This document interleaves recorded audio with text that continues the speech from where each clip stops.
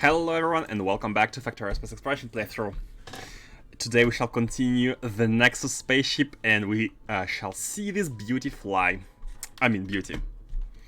I have poured lots of sentiments, lots of feelings into creating this spaceship, so it's better fly. It's better fly. Okay, so of course it doesn't look very good. The shape is weird, the shape is very basic. I can't say what it reminds me of. This shape definitely reminds me of something, but I can't quite point out what it is just yet. Let's fit the these. Yeah. Oh. Okay. I remember now. Yesterday we have finished adding these. However, there is a small issue in that they are not really good because they don't allow the insertion of the antimatter. So instead of doing these. I think an easy solution would be to just remove these and replace them with single pipes. If we do it like this, is there a way? Is there a way to connect the top and the bottom one without too much trouble? No, there is not. I mean, there could... Nah. Basically, the idea is to make sure that that all the reactors are connected. Actually, I have no idea whether connecting only from here draws properly heat from these to the top reactor. So this, I have no idea. But that's fine. I think doing this is even looks even better. However, I have run out of pipes. But the good news is they are made here. They are made right here. Oh, we don't have many. By the way... Do we have vacuum plates requested in this at this station? We don't. And vacuum plates is always something what we lack. I forgot where they're made. Here we go. Yeah, so we don't have plates for these. That's pretty unfortunate. I mean, we could pick plates manually if we need. So it takes 4 plates. I think platform has some plates. Let's empty the plates from the platform and put them here in order to, yeah, in order to make sure these are made, because we will need these. Okay, and let's continue working on this one. Now, do we need any sort of roboports? Let's try without. I don't like the idea of needing the roboports. Let's try without them. Only have the supercharger for the initial fueling purposes. The supercharger needs to go somewhere in the middle. Let's put the console below. Supercharger needs to go somewhere in the middle. Pum pum pum. Where is it? Sometimes I find them instantly. Sometimes, where is it? Seriously? Never mind. Q. Just like this. Okay, we need to make sure to be able to cover everything above this. And you know what? Let's also have... So the idea behind this setup is to be able to have a requester chest on each side for the for the fuel cells and a...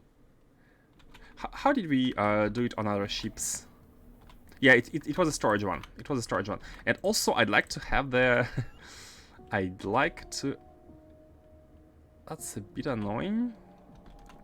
Can it go through here? Yeah, let's actually go through here. It's gonna be a little bit of a... no, it doesn't really matter. It doesn't really matter. It's fine. I'd like to have the same automation in order to make sure we don't consume these too much. In order to make sure we don't consume these too much, how can we do it?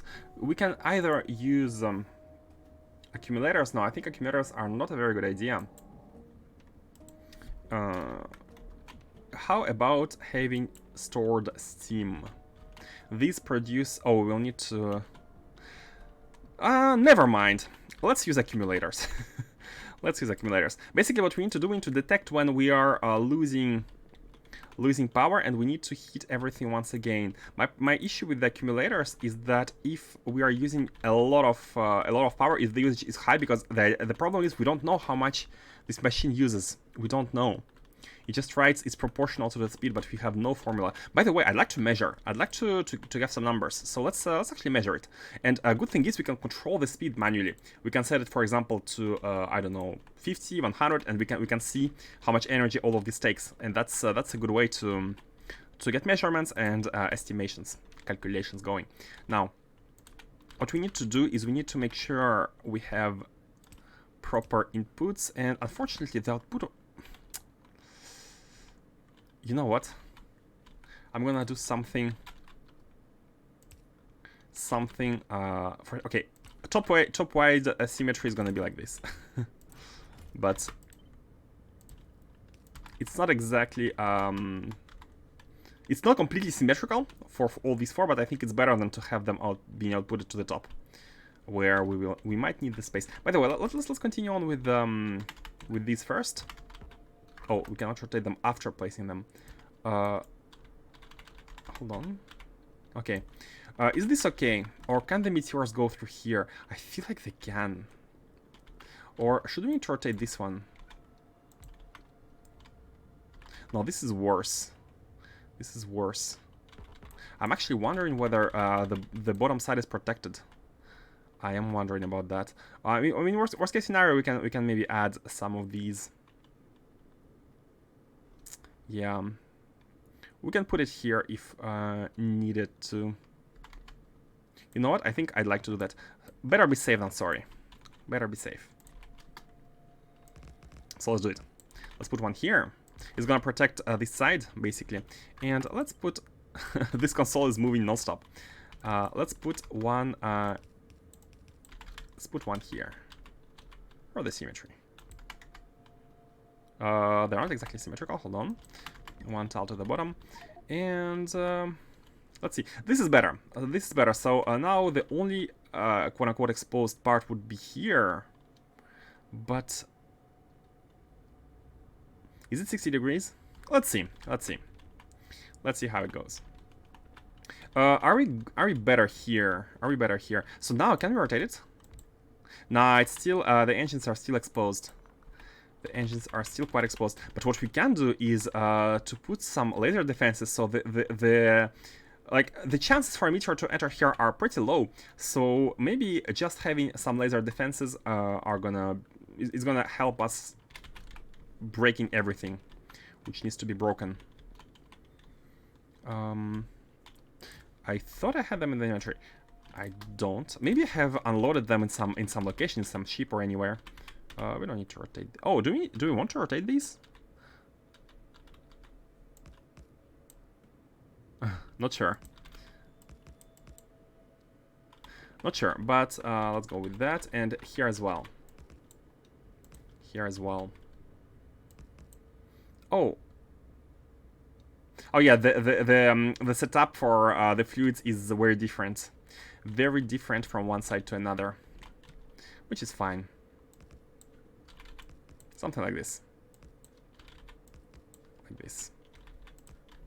Okay, we can add these later. Let's finish making these. Yep, that's good. Hold on, how don't you fit? Oh, wait a second. Forgot these. I forgot these. And by the way, we need a pump as well to for the input flow. So I think something like this should be good. It can take water from the left, and here it can take water from the right. This is the initial water input. Now, are two tanks? Oh, I also wanted to make water here by using water ice, but that might be a dream. That might be too much to dream about. How about fitting one of these here? It requires to change the to add a little bit of non-streamlining here, which I think it might be okay. Let's see how it goes if we do it like this. Something like this.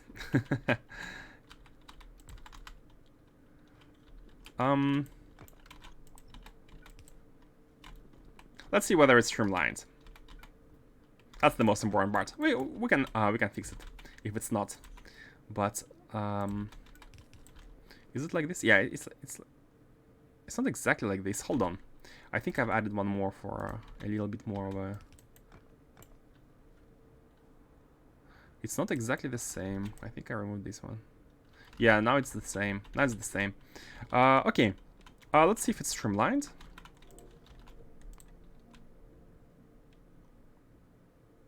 Yep, 100%. Cool, perfect. So now this the protection here is done.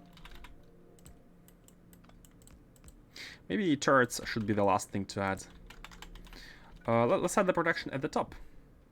How should they be? Maybe you can try to feed the. Oh, hold on a second. What's the container stress? Hull stress? 2200. That's too much already. Oh wait, container is also 2200 now because of the chests. Oh, all the chests plus storage tanks. No, yeah, the chests. These chests definitely add a lot of container stress.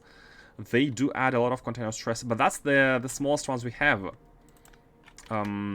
That's this. One way to remove some of these would be to basically put a belt, have only one request per chest, and belt around all of the antimatter cells, which could solve the issue. Oh, this could solve the issue. Hold on, I think it's a good plan. I think it's a good plan. Can we pass through here? Oh no, cheating. Okay, now we can. Bam bam. Oh, we need super belts to pass through here, which we can have. We can have the super belts. We can make them. All we need is basically Naquium stuff, Naquium cubes, and the basic belts. Should we start producing them? We need them on the spaceship anyways. We need the belts. We need the belts. Okay, slow. Let's quickly go through them all and get the. I think we already have the setup. We just didn't have the resources, but we can get some resources manually, and bring them to the location.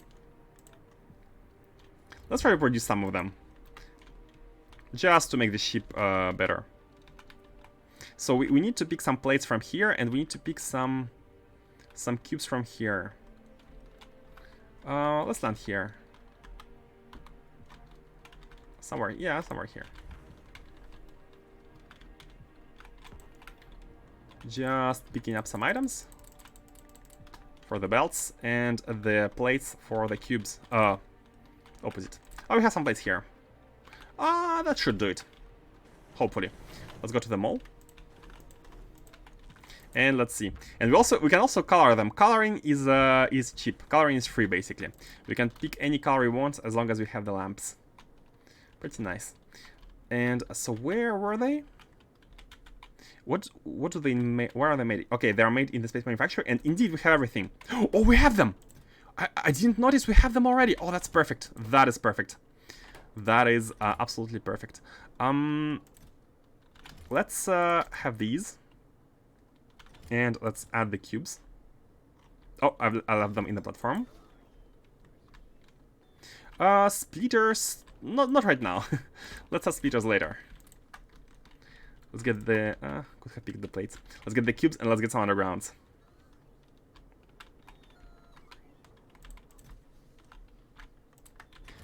Here you go. Nice and easy. We want 200 of these, I would say. And...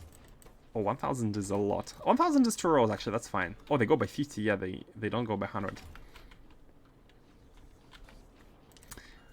This will help us already. Oh, they're produced 1 by 1, not even 2 by 2? They're made 1 by 1. 10 displays underground, 10 belts into one of these. Oh my god. That's fine. Let's have 10, and let's have 50. The time has cometh to use the best belts there are. And very fittingly, the first location where they're gonna be used is gonna be the Nexus ship. Oh yeah, let's do it. Let's do it. So, what I wanted to do was basically to go around, and all of this just to minimize the container stress. Although we might still be having hull stress anyways, but oh, what color should we make it? Let's have something violet-ish for the Naquium, but we don't really have violet color. We have pink and like magenta and blue. And I think this is more pink than violet. I think we should go with blue, Deep space is blue. Yeah, deep space is blue. Let's do 2 blues. Yeah. Oh, they look so good. They look so good. Well, in that case, we don't even need to hack here. We can basically let's make 2 more. 1 and 2. So they come in here, and they go out here. And what we want is having these belts as well. Let's have 10 blues. Oh, they look so good. Oh man. Now I have the feeling of playing space exploration. So the idea would be to have the... how should we do it here?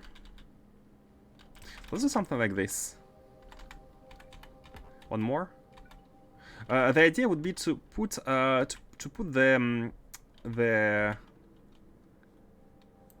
maybe we don't need.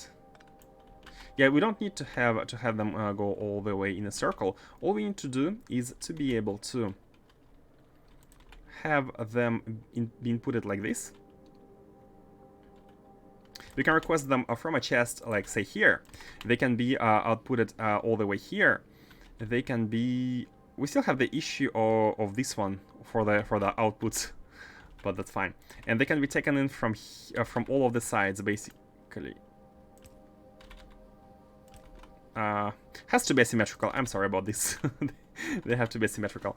And also, the outputs. The outputs. These ones also need to output. That's fine. Or we can simply do it like this.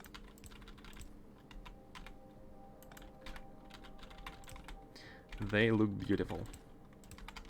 Do it like this. And the best part is the outputs can go like this without any issues, because here we are feeling the closest side of the belt, and the outputs are going to the furthest side of the belt. So we can have both inputs and outputs in here. And all we need to do is to... oh, we need outputs here as well. Man, this one is... we can do it like this, basically. This one is annoying. It is annoying. Is there really no way to not use it? I mean, there is if we go all the way around. We can go through here. Oh, yeah, we can go through here. There is a way. We can go to the left, to the right, through here. Rotate to the bottom. Go left, and then rotate here. Like, go like this instead of going here. Like we're going to be using 2 more entities, but that's fine. That is completely acceptable. So let's have inputs here and outputs here. Yeah, no problem. And then there can be a stack filter inserter, which can be filtering the used ones, which are magnetic canisters, right? I think so. Magnetic canisters, and put them in a chest. And that's it. That's it. The plasma stream. So this here is going to be the request. Maybe the request should be a 1 tile above as well. Just to make sure, doesn't really matter. And the most important part is going to be the logic. We need to determine when to input the new cell, and that decision needs to be made based on the battery level. It can be accumulators as an easy solution, but it can also be the steam tanks. Unfortunately, we don't really have place to feed tanks for steam, and it would take even more integrity, so meaning less speed. So let's actually have accumulators. Let's have some accumulators, and I think it's fine. I think it's fine to have some accumulators. We can have a bunch. This way, even if the usage is high, they won't like drop instantly in power. And that's all we had in the inventory. Cool. So what we need to do is we need to wire one of these to the... let's use the red wire. It's kind of... No, it's not exactly a state. Let's use the green wire here. And by the way... Oh, it cannot reach. It cannot reach. Nexus cannot be connected, by the way. Good to know. It cannot reach. How can we make it reach? By simply placing another one. Anywhere. Maybe we can put the console elsewhere. It's a little bit... The console is a bit space consuming. So let's put it here, for example. For now, we shall find a place later, and we can have the 4 instead. So now we can be looking at only one of these. Only one is enough, because we're going to be reading the levels A the levels of power it has. By the way, what's its max output? 25 megawatts, right? So here we have 14 of them, meaning we're gonna be having almost yeah, not that much output. Oh man, yeah, the output is gonna be super low. I'm worried. Imagine we have 4 gigawatts. You might like this setup should produce us 4 gigawatt of power, right? But the moment we are out of heat, it's very annoying not having steam tanks. Maybe we can afford one steam tank instead of these. I think it's better. I think it's better. I feel like it's better. So basically, the idea would be to place a steam tank anywhere it can fit, and a nice spot would be like here. One engine can be using the steam tank. Do we need to? Do you want to maybe combine? Maybe say 2 of these take from the steam tank as a buffer, as a battery. How about that?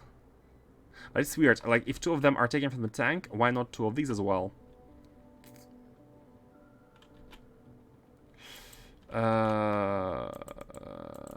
Yeah, it's either everything or nothing, or else it's really weird. It's really weird. Here the inputs are on this side, and here the inputs are. We need to look at the outputs of steam. We need to look at here. We need to look at these. We need to look at these. What we could do is putting tanks here above. They output into a tank, and then they go to the bottom. But in that case, we would need to have all of them connected to tanks. And here, these 2 are all together. No, wait. Oh, I forgot to connect these. I've connected these 2 together to feed into this one, but I forgot to connect these. Oh no, they are connected. Never mind. They're connected through here. They're connected through here. Should we try to input 4 tanks somewhere? Just to make sure to measure the steam levels. I think we have to.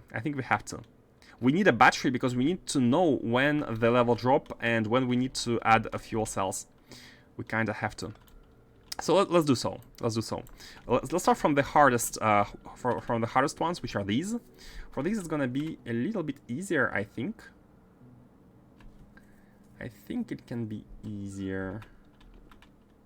Just put 1 tank in front of each one of these. This needs to move in that case, which is acceptable. Let's see. Tanks. Man.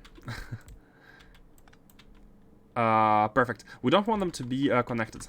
They are kind of separate. So we have the tanks here. They are going to be taking buffer from each one of these 2. And let's have the same thing done here. Now, these 2 are connected together, so they are all going inside this.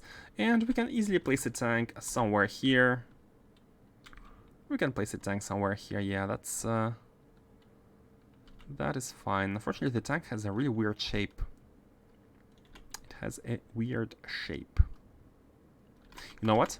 Let's have the fuel going down through here. Instead of doing this, it can be like this. In this shape, pam pam. And this can allow us to place a tank here. Exactly where this one is currently situated. And this is the one which gets merged. Right? Yeah. So, okay. I got an idea. This one goes inside and through.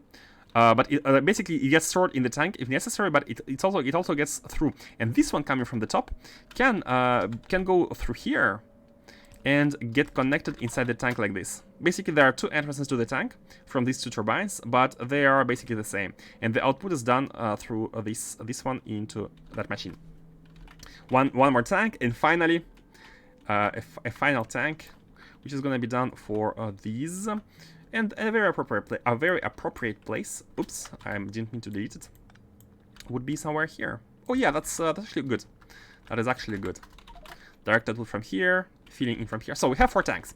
Now what we need is to connect all of them on a red wire because it's a resource. Steam is a resource, and let's see how we can do it. Okay, easy solution. We have made some add-on power poles, which are going to be very helpful in this situation to basically allowing us to get all the values. Oh yes, they're really convenient. Bam, place one for this one, and we can place another one for this one. Fastest idea. I haven't thought about using them at all. This is barely visible. Let's do it from here. Okay, and now connect all the way to the big pile. So now on the red wire we have the levels of steam. We know exactly how much steam. What's the integrity now, by the way? Unfortunately, we had to bump the integrity, but I remember that tanks are quite negligible in the integrity calculations.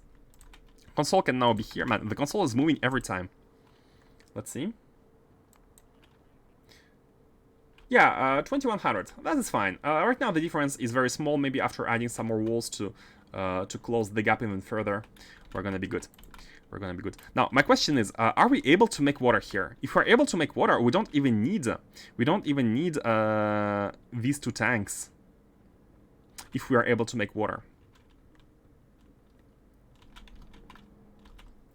are we able to do so?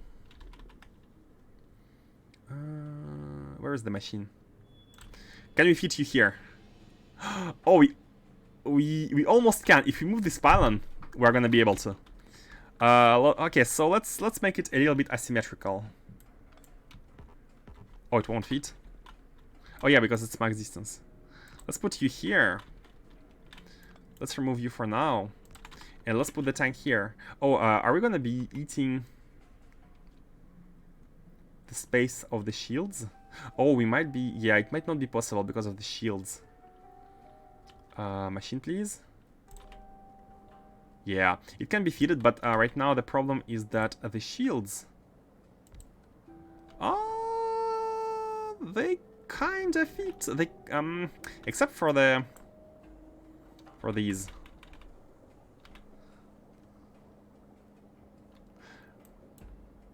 Actually, this is nice.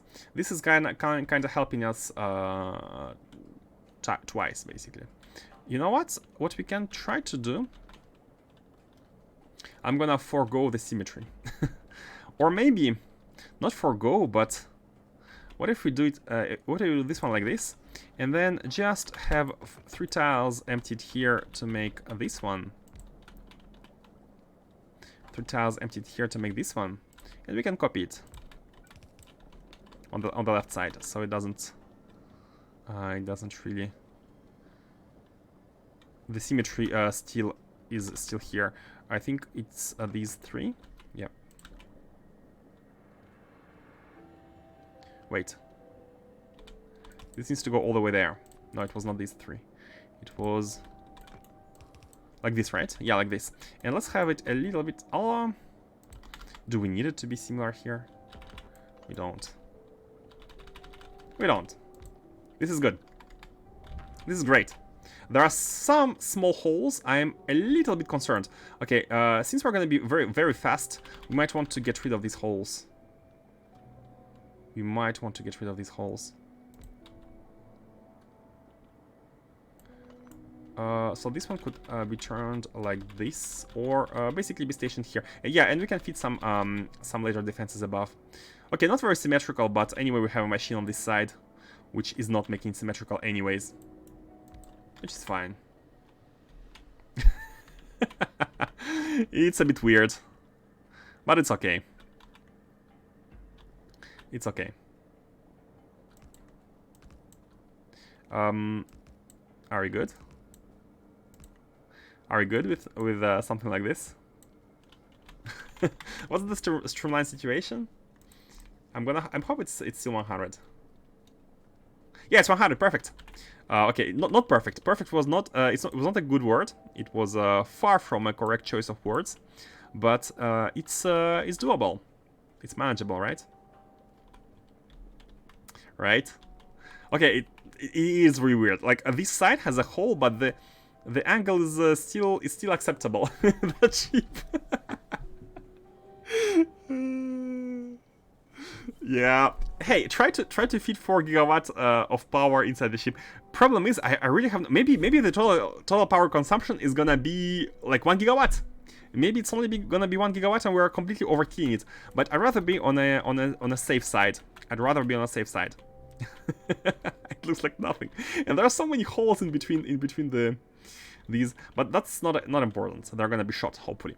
Most important is that the front is closed, and that we're gonna be having water. That is the most important.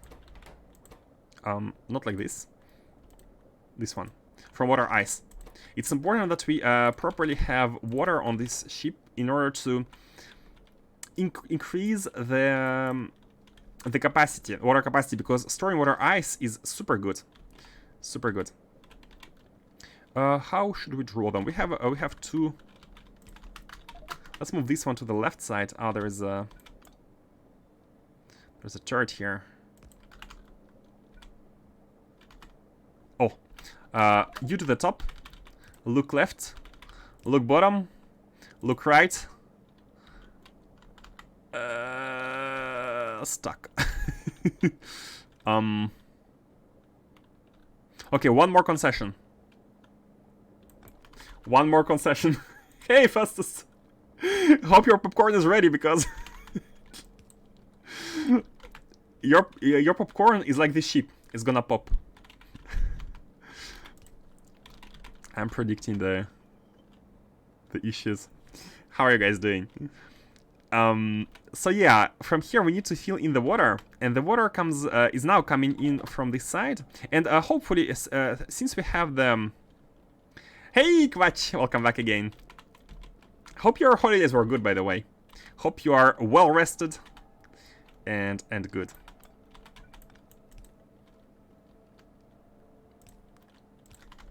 And let me greet you back from your holidays with this weird-looking ship. This is what you have been this is what you have come to observe.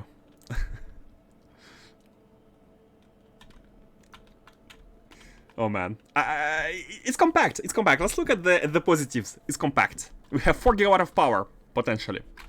So the water is through. Man, I do really realize how much these pipes are cheating in these conditions. Like, good luck trying to achieve this kind of compactness without advanced fluid handling pipes. Let's go through here. We can go through here. We need to go somewhere through here. We need to exit here. We need to end up here in the end. This is the destination. And is there a way to reach it? We can go bottom and left like this. And this is the final one. Oh, we can move... no, even if we move it one tile to the top, it's still not gonna be good. But fortunately, I think we still have some integrity to work with. I'm trying to make it symmetrical on each side anyway. At least. That's not telling much.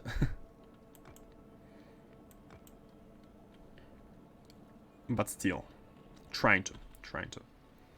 Let's do that. Let's do the same. Okay, at least the shape is symmetrical. That's the best I can do. We can now go here. We need to arrive here, so yeah, let's just do this. This, and look in. Perfect. Not perfect, but acceptable. And this only needs water ice. And water ice can be inserted by... we don't have a single double adjacency here. I mean, we could use the red one, but the red one is... I think the red one is too slow. The red one is too slow. What we can do... All the sides are taken. I mean, we could remove this one turret. I feel like we really don't have enough turrets. Like, imagine the speed at which we're going to be traveling. We don't have enough turrets. There is no way this small amount of turrets is going to be able to support everything. Let's have a look at the integrity check. Container stress. Okay, integrity check is okay. Yeah, they are very close. Let's... I almost want to add a little bit more tiles at the top to cover, like, to surround all of this with leather turrets, to have a big layer of laser turrets surrounding everything. Just to make sure that it's okay.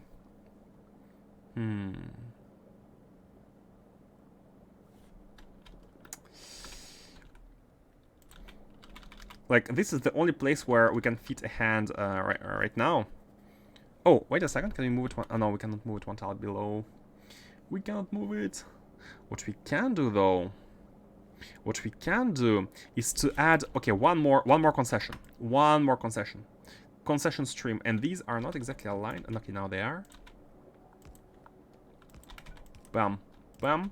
And this will allow us to move this turret one tile to the left and enable to go through here and exit here. This is gonna enable us to... Oh, I haven't thought that through. The problem is still here. Okay.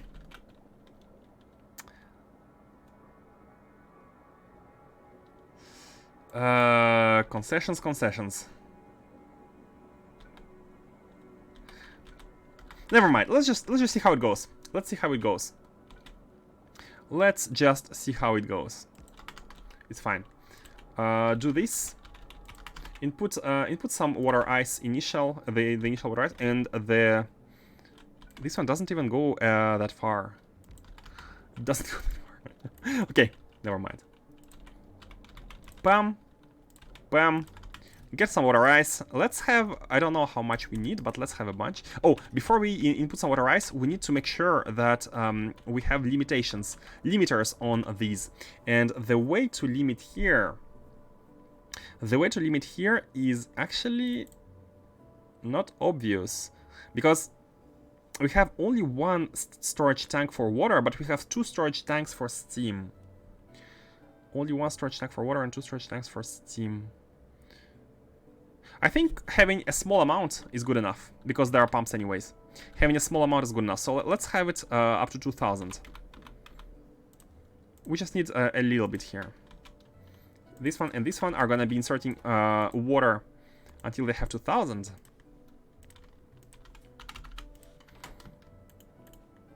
Like that. And then I have added these tanks as batteries, as steam batteries, where the steam is gonna be stored.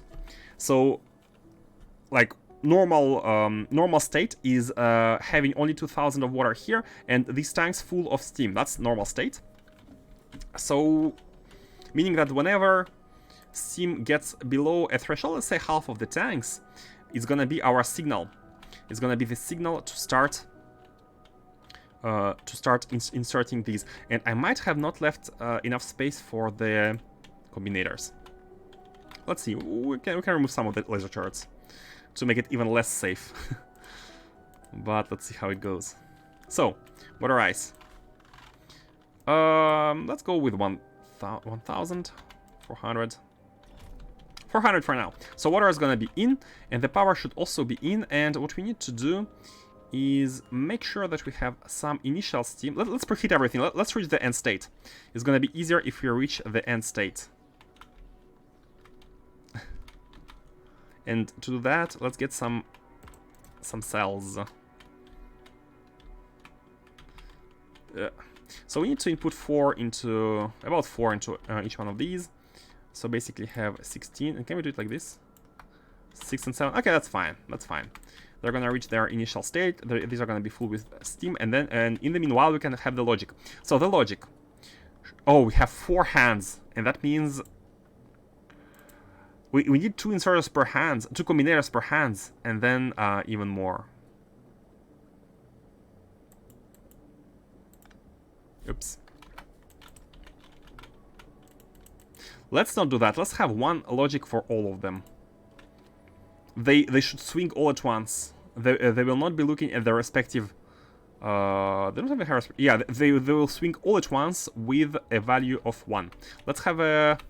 Let me try to have a quick quick reminder refreshment on how it works. Basically, what happens here is that these are configured to only swing when the wire sends them a signal of antimatter canisters. And this wire, they also pulse what they insert, which gets multiplied by -1 and gets inside this one memory, which basically overrides, subtracts this the things and makes them go below 0, which makes them negative. And this condition is no longer verified, and they disable themselves basically every time they swing. So we need something like this.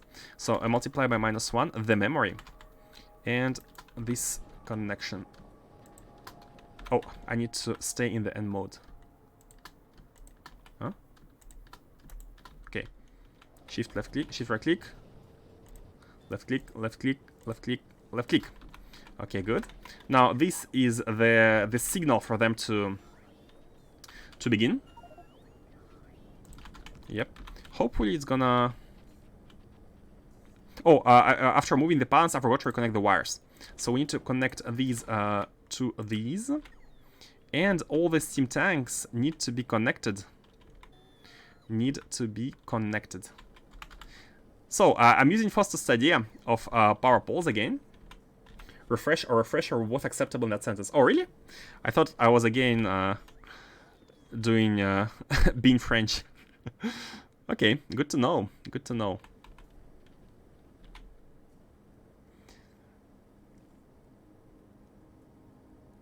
Power poles. Let's put like one here and then one here to reach the tank. And here the tanks are all connected. This one, however, needs to be here as well for the tank. Man, they're so useful. Such a great tip. Okay, so all the tanks are connected, and now normally, yeah, look at them. The tanks are completely full, 100k.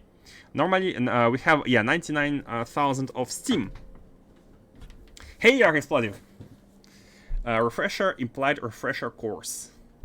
Refresher course. Refresh implied the power a refresh on the logic. I don't think I've ever heard the refresher course expression. Refresh on the logic. That I did here. A refresh signal. Okay, these are wired. Let's have the logic. So, what should send the antimatter canister signal? Well, that's our common and usual latch, edge generator latch. Man, I think this latch is the one I use the most. Edge generator latch. Basically, what happens is we are looking at. I realized that this is not connected. Oh no, it's connected to here. Okay, good. We look at a battery and we are checking the level. Once it's go below, we output X. Here we do X XOR 1 to make Y, and here X and Y output the canister which goes into this memory and stays in there, basically 1. And the next swing of the inserter makes it go below 0 and it gets disabled. Hold on a second. Oh yeah, if it's positive, it goes to 1. And since it's negative, it's going to be reset to 0, basically. Output 1. Yep, that should be okay. I was thinking whether having 4 inserters inputting 4 at the same time is going to mess up anything, but actually no. Okay, let's get the trigger edge. So I'm gonna copy paste them one by one. First one is the one which checks a condition and it outputs X. Let's put one here.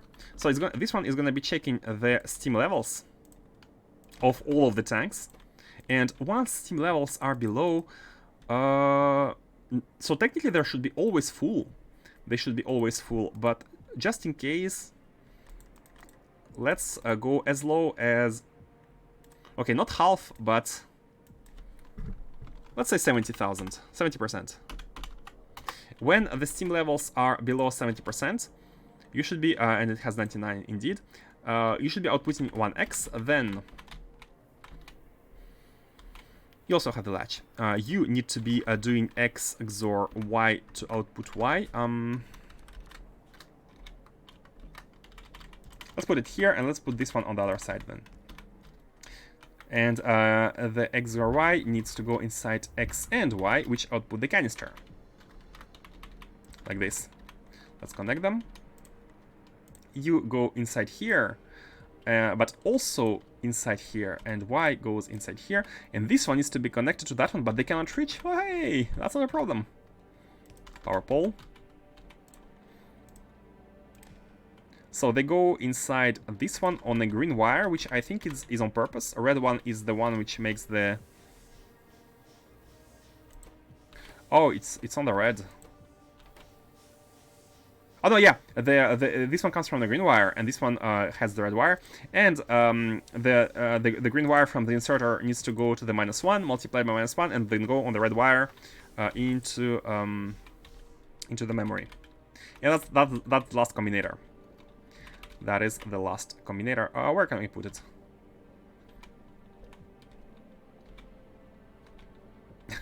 I don't want to put it too far, but at the same time, it's not like we have much choice. Let's put them here. We can put both of them here, for example. Oh, this is a nice spot for a turret. Let's put them here instead. Oh man, this pylon is gonna be making it hard to see. That's fine. Okay, so the idea is that all these inserters are gonna be wired with a red wire and a green wire at the same time. Let's have a central one. Man, it's gonna be such a mess of of wires. Good luck, future me, for recovering the logic.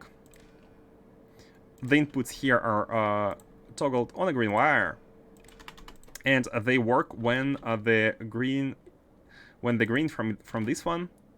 Oh, we can use this one. You know what? Let's just disconnect the cables. We could be using this one, but that's okay. So the green wire from here enables all of these inserters to insert, and they also output on the red wire what they have inserted. One pulse, and this pulse is going back into the memory. Wait, I think it needs to be having a green as well. This one, yeah, the green from before. Oh, and the output from here. Sorry, the output from here goes into the inserters. The green from here. We need to connect the green from here inside this one, and its output is going there, like that. This is connected to this one, and the output from here goes to this one. And the inserters, after they have pulsed, they need to do -1 on the pulse with this, and this one goes back into this machine. And hopefully, that should be it. So just checking the connections. This checks X, trigger edge, having 1 pulse of antimatter, which is stored on the memory.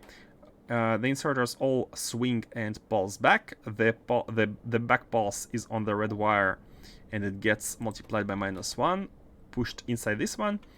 Everything gets disabled, and we are good to go. Okay, great. We're done. We're done with the logic. All we need to do is request the canisters. Let's have 100 canisters in this chest. And we are good. The power is done. By the way, this should be disabled. Yeah, they're only going to be enabled once the steam level drops. Perfect. We have water ice. Yeah, guys, I think we're ready. We can even afford more space now, because we have added some storage chest. We can afford more space. And these, by the way, output used canisters on this side, and they get evacuated into this one. Back home with working Wi-Fi. Hey! Man, I know very well how much having a bad Wi-Fi is detrimental for this survival, right? Yeah, let's try to have an additional row. You know what? Let's remove all of the stress. Let's try to remove as much stress as possible here at the bottom. For that, Let's have this one be stationed here. Anyway, the ship is asymmetrical in the middle, so who cares? Let's put walls and try to make holes again. We're trying to make holes.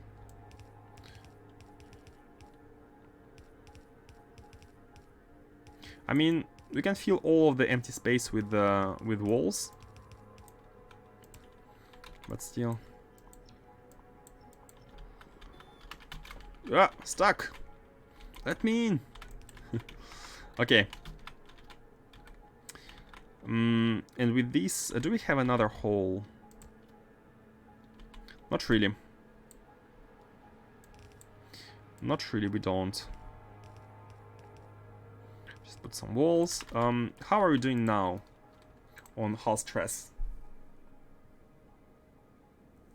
Yeah, better. We have 100 to spare. 100 floors to spare, which is perfect. This is gonna allow us to have... I want to have an additional line here for the turrets. So have this one. Let's see if the streamlining is gonna be good with that. Check the streamlining.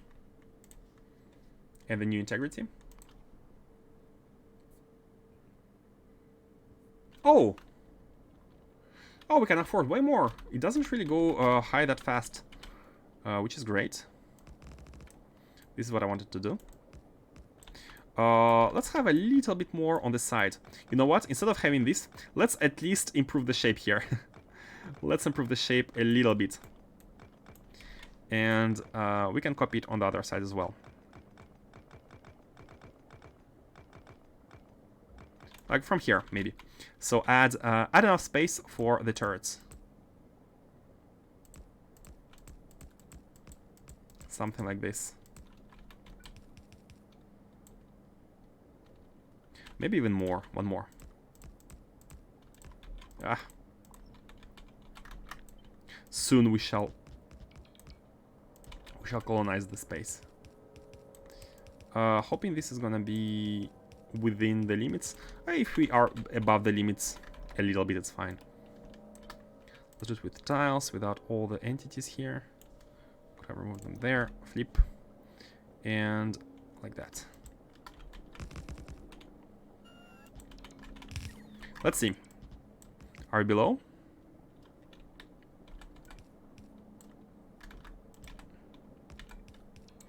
Okay.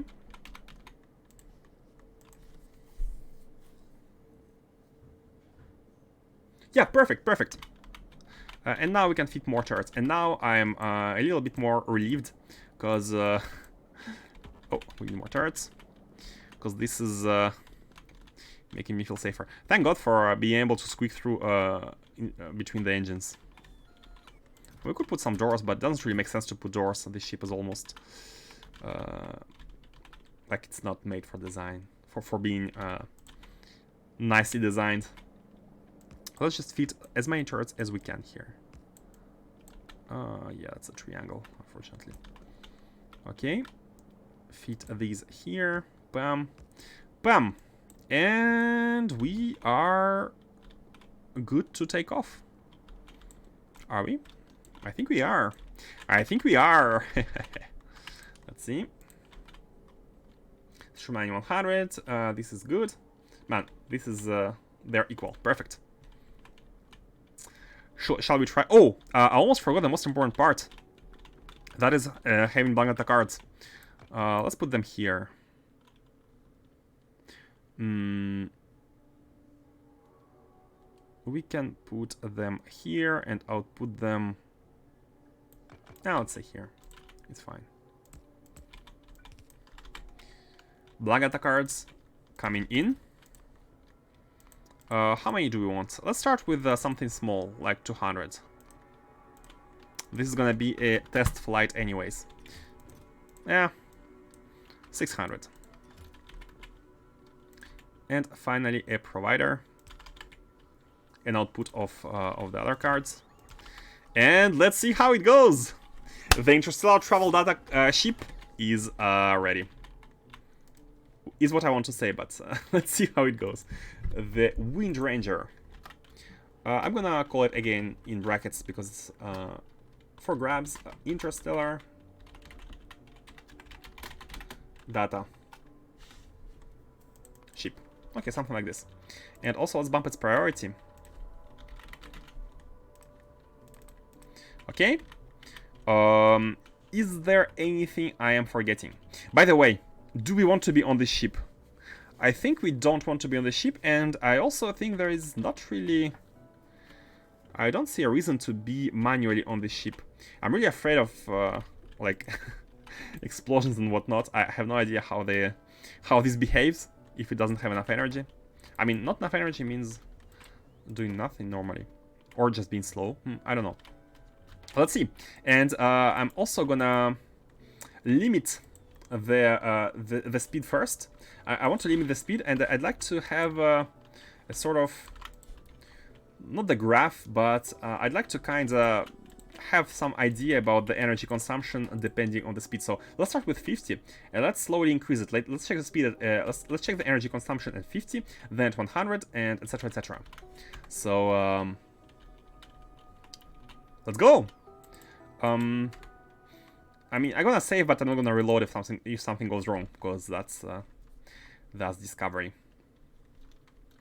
Ready, guys? Let's go. Where shall we go, by the way? Is it... Oh, we also need to check whether it's the same, like traveling within the system, outside of the system. Maybe even traveling through fields can have different values for... I have no idea. Maybe, but it says just the speed, so... Okay, let's go to Merlime. Let's go to the other sun. Let's go to the other sun. And let's see. Gonna land. Launch disabled. Requires... Oh, fuel! Oh, I forgot the fuel. My bad. It's connected. Should have started filling them. Okay, so then we have time to... until this gets full.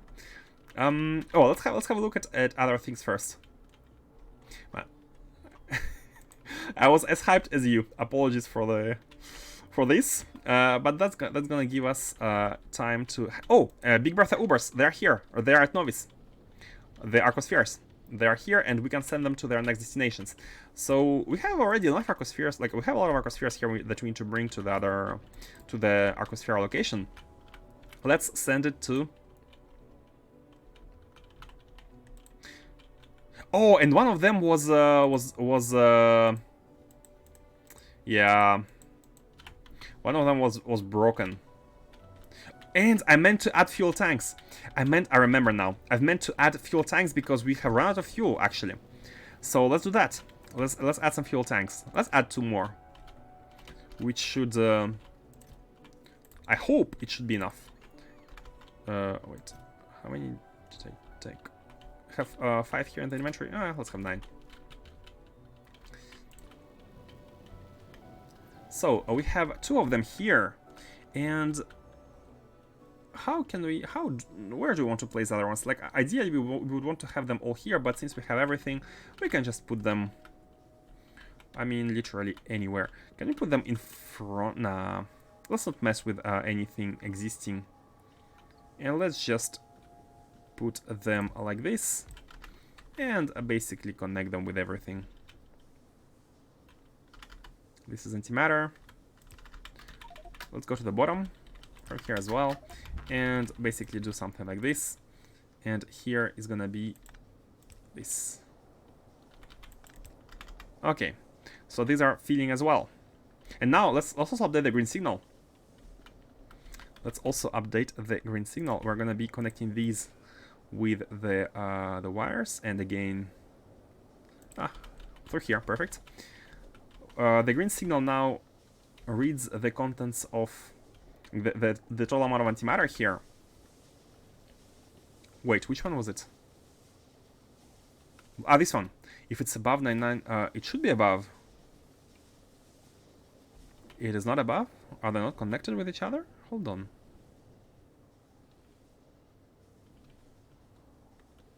Oh wait, these are not connected to the bottom side. My bad. We need to connect these tanks to this one. But is it gonna break anything to connect the... It should not break anything, right?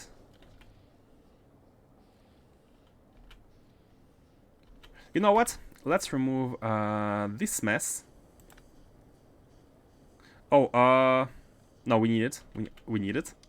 We need it. Place you in the middle here.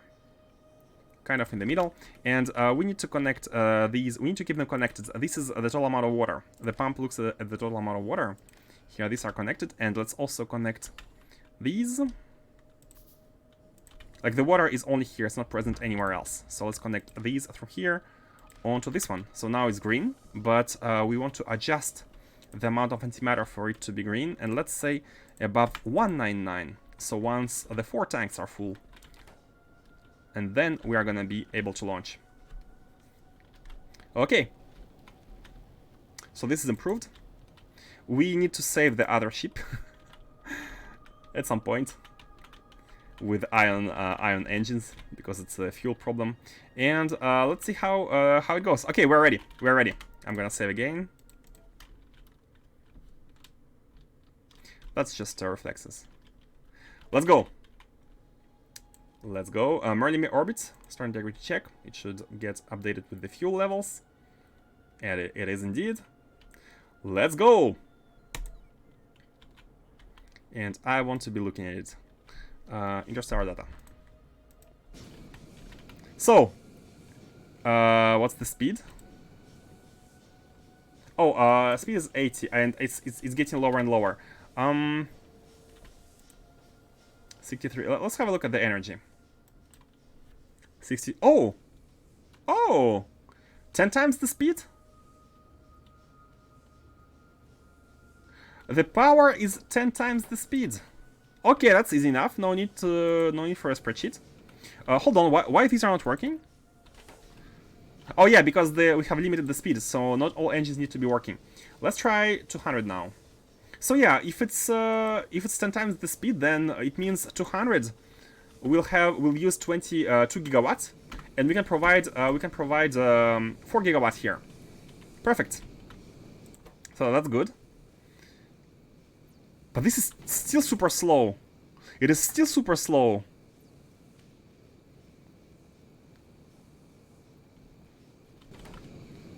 We haven't created a single one yet. By the way, we need a filter here. This one, right? It's still super slow. What? Moving in interstellar space with a larger, faster ship. Am I just completely off by a certain amount of levels of magnitude here? Because we need to be like 100% faster. Okay, let's. The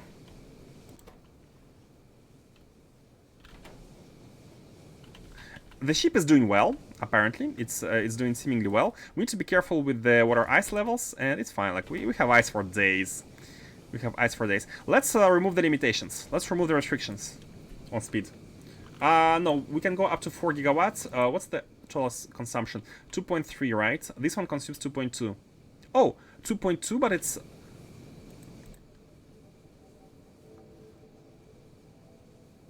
Hold on. 2.3, but the speed is... Oh, we have reached the new research. Cool. Let's pause for now. But...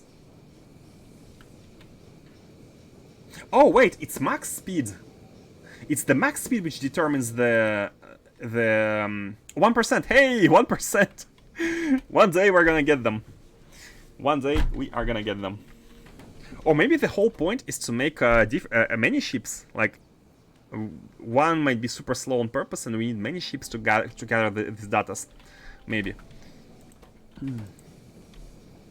Okay, so apparently it looks at the maximum speed here. And no, why are you disabled by script? What? Why? You don't have antimatter? No, you do have antimatter. Are you still limited? Is it because you are still limited? Oh, it's 500 here. Hold on. What if I do this? No, it's still... Okay, let's... maybe it doesn't matter. Maybe this doesn't matter. Because it looks at max speed. Because what am I seeing is 2.3... Oh, now it's 2 gigawatts. 2.1 now. 2.2. No, then it does look at this number. No, it does look at this number. Yeah, this is the number it looks at. But why we had 2.3 before? Now it's increasing again. Oh, back to 0%. Oh, wait, what? What? We were at 1%, and suddenly it finished. 10, 11. What? Where's the bar? Where is the bar? Hold on, what's our speed? 242. Is there like a speed threshold, like above 200? It suddenly works, or I have another explanation. Maybe it's because it has exited the solar system. Maybe it's because it needs to be outside of the solar system. Maybe that's what triggered the. Maybe that's what triggered it. But yeah, it's pretty fast. Like it's 1 a second. Yeah, it's pretty good. It's pretty good. It's pretty good. And I did say big meteor here, but we got rid of it. Yeah, we are able to. Oh, look at the water ice. Look at the water ice, though. I mean, the decrease is. It's not like nothing.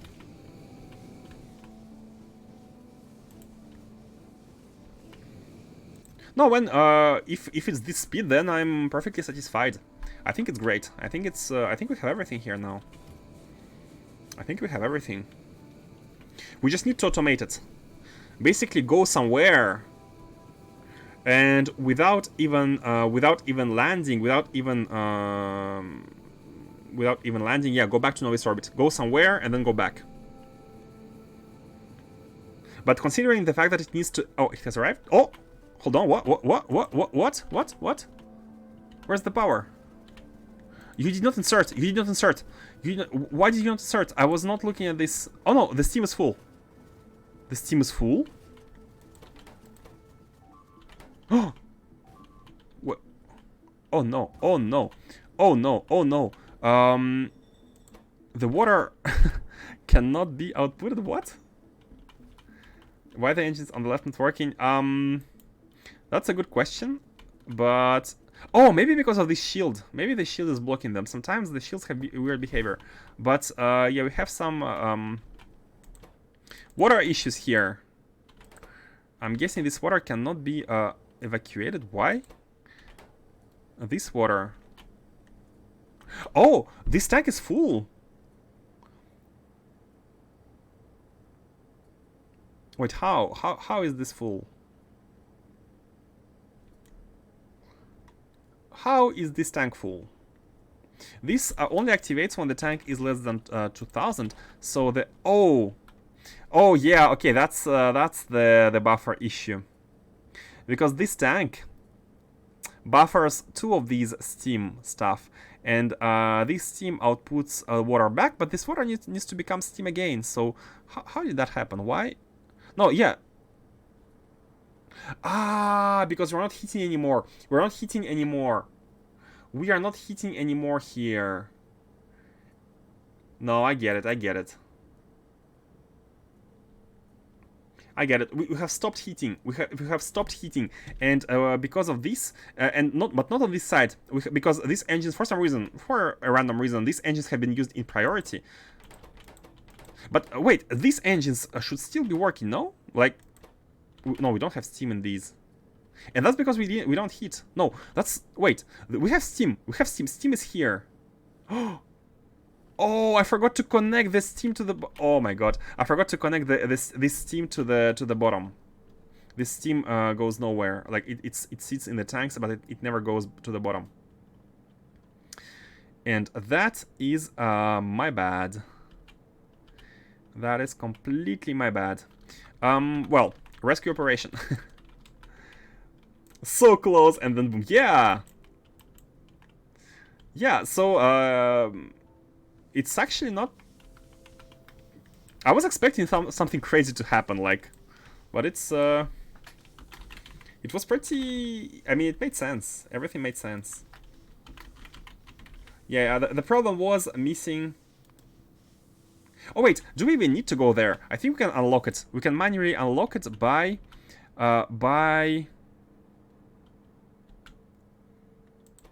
removing some. Basically, if we make this one work,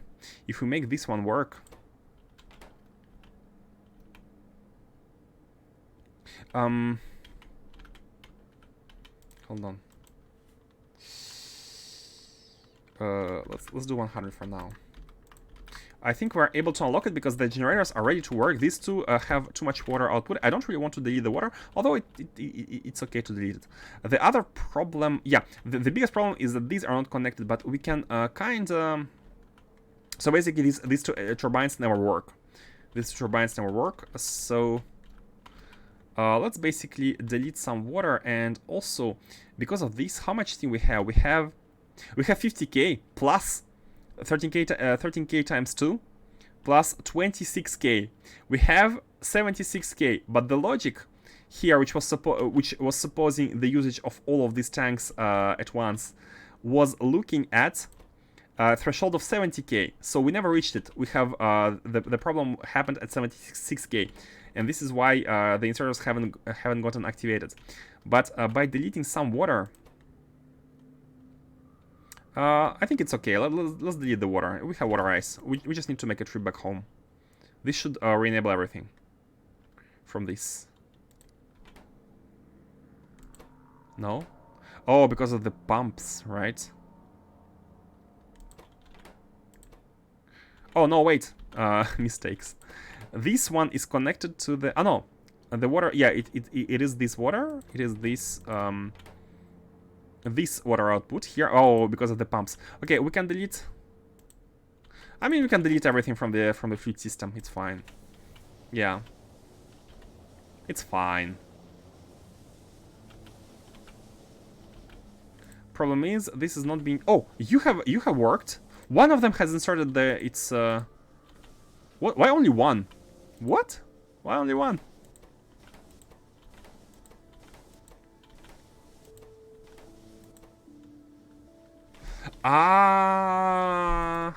But no, it's still weird.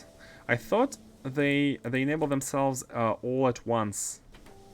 I thought these get enabled all at once, but maybe what happened is this one, for some reason, this one got enabled before it finished inserting before others, so it pulsed while others were still trying to insert, but they couldn't really do it. The proxy heating does work though. Hold on, let's simulate a lack of steam so that we can try to simulate the insertion once again. And you are outputting X, so we need to go back to the low levels. Let's drop to 40,000. So it should not be outputting anything. And let's now drop back to 70, and all of these should work once. No? Oh, we need to be even higher. No, only one worked. Only one. Did you see it? Did you see it? Only one worked. Only one worked. What? Is it the wire problem? They're all wired together.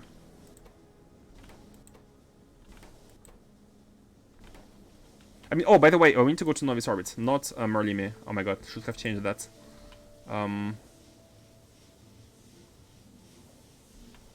Should have changed that.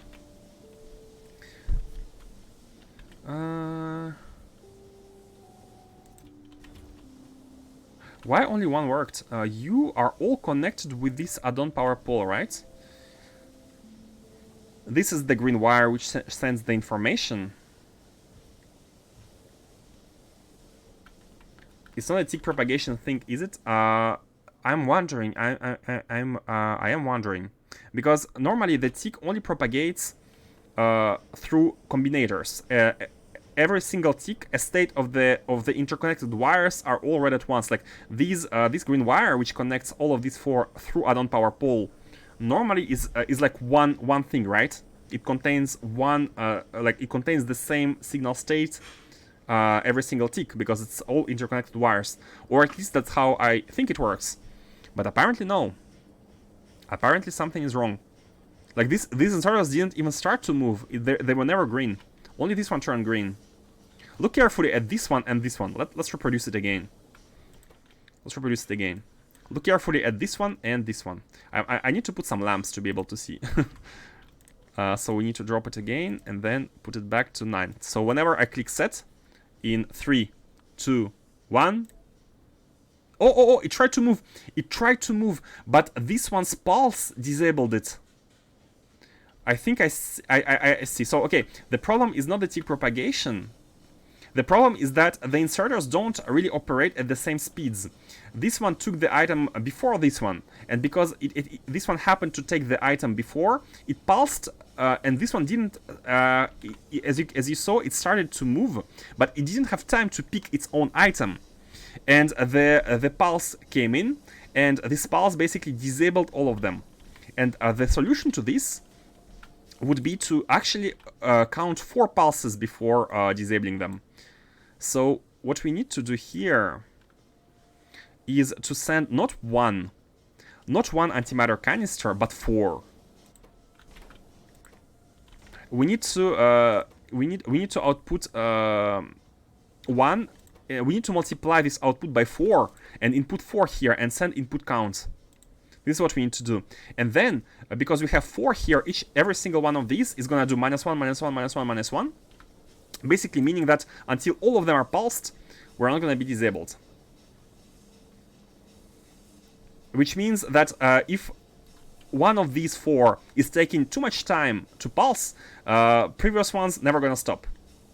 Or they're gonna be sending, like, they're gonna be doing the operation twice, and the second pulse will be coming instead of the one.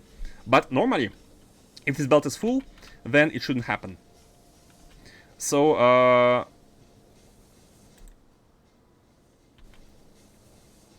so yeah, we need to adjust the logic, but it's fine. When are you home? You're not moving. You're not moving. Hold on. Why are you not moving? What is the production is good. We have steam. We are going to noise orbit. Why are you not moving? Oh, because it's broken. Okay, we have to go there. We have to go. We have to go there. We have to repair it before it can go back home. And since we repair it, we might as well improve the logic right there and fix stuff, because we do have items on our hands. We will need something about around like 2.5 minutes, I think, to get there. Yeah, something like this. So in the meanwhile, let's have a look at the base. Let's make sure that everything is working. Black Mirror ships, how are they doing? They are, so 2 of them are stopped in space. I'm gonna guess they are stopped at Morse. Yep, they're stopped at Morse. They're waiting to deliver the cargo. Now we have 6 ships hauling the Naquitite, and we have kind of overkilled the amount of ships needed for the throughput. Even though the full round trip to Naquitite, to Black Mirror, to our location where we mine Naquitite, takes 30 minutes, the round trip. Having 6 ships is good enough. So we have the flow non-stop here. Naquitite is produced non-stop, non-stop, non-stop. We still need to add one more assembly machine to not have this being buffered, to properly use all of the ingots. But yeah, the flow is never ending. Let's now have a look at Novice Orbit, at Novice, the module production. Let's have a look at module production. Basically the only parts of this mega factory which are working. By working, I mean which are working at high capacity. And yeah, they're working. They're working. I'm happy about these. The modules are working. They're working perfectly half of the time. Or something like that. As long as we have the items. But yeah, and let's now go and look at Novice Orbit. How many modules do we have? And they're being produced. Perfect, perfect. Wait, how? Why are you not taking them? Why are they here? You're supposed to be... Oh, maybe one when it's swinging. What? You're unable to take them. You can't take them from this angle. But you were able to take them sometimes. But not every time. which means that we have a ton of productivity models 9 in the chest, and that is great. I'm not sure how many we need for the second tile of DSS4, but maybe this is enough. Maybe we can have a second tile of DSS4 running, meaning doubling the potential amounts of naquitite. Yeah. Yummy. By the way, guys, like, this is, I would say, this is, personally, it's kind of a negative point for me for this mod pack. The fact that you have to grind that much for the last productivity models. I think it's just, it's unnecessary, right? I feel like once you reach this step, like make it so that the chains are more complex to do, or like it's a real challenge, not just like a simple chain. But don't make it so that you need more than 100,000 plates for one module. It's way too grindy. I feel like it's unnecessary to having to wait so long for these. But of course they're optional. You don't have to use them. But since they're in the game, you feel like you have to use them. Like it's the ultimate tier. 0.6 says what? Actually in 0.6 they have done exactly that. They have reduced the amount of resources to make them, but they have increased the complexity. However, maybe Faustus knows by how much the requirements have been reduced. By the way, if anyone has 0.6 open and like Factory Planner open, if someone was kind enough to run a decomposition of the level 9 models like this into basic products, into copper plates, just for the copper plates, I'd like to know how many copper plates in 0.6 they require. Or just run the productivity level 3s to raw. Have 729 productivity level 3 per minute. No, that doesn't really make sense. Okay, two things. First of all, try looking at productivity level 9s and see how many of level 3s you need to get one level 9. That's what interests me. Because here, as you can see, to get one productivity level 9, you need 729 productivity level 3s. So if someone could confirm the value in 0.6. Requirements not reduced, just changed to more speed. Oh, really? Wait, I thought I have read it in the patch notes that they have said they made it a little bit easier, like resource-wise. No? Ah, they have rebalanced them. Less copper, a tons more of Vita. Less copper, but more Vita. Ah.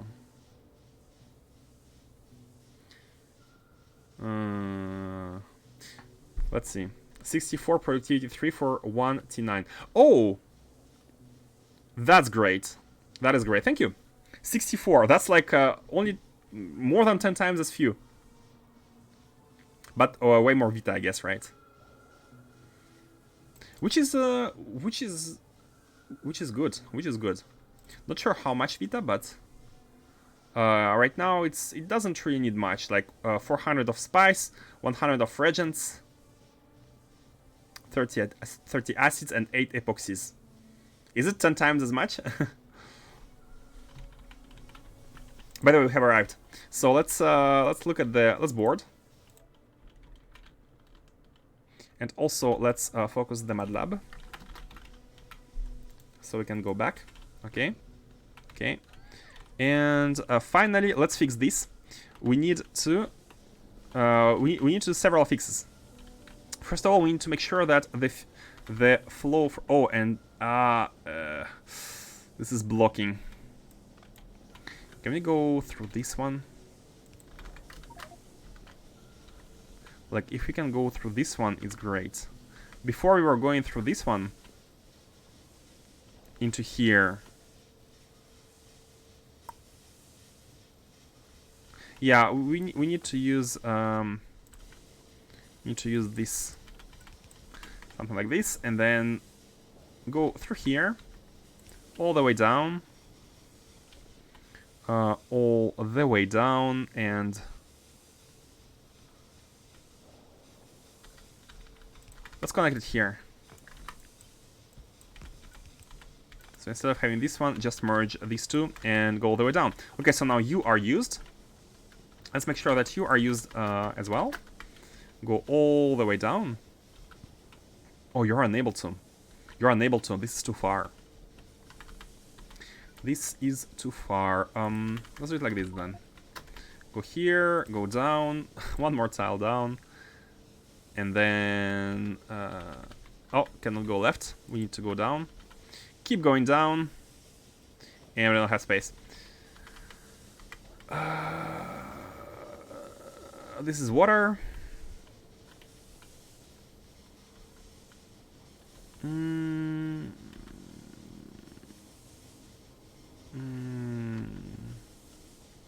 I mean...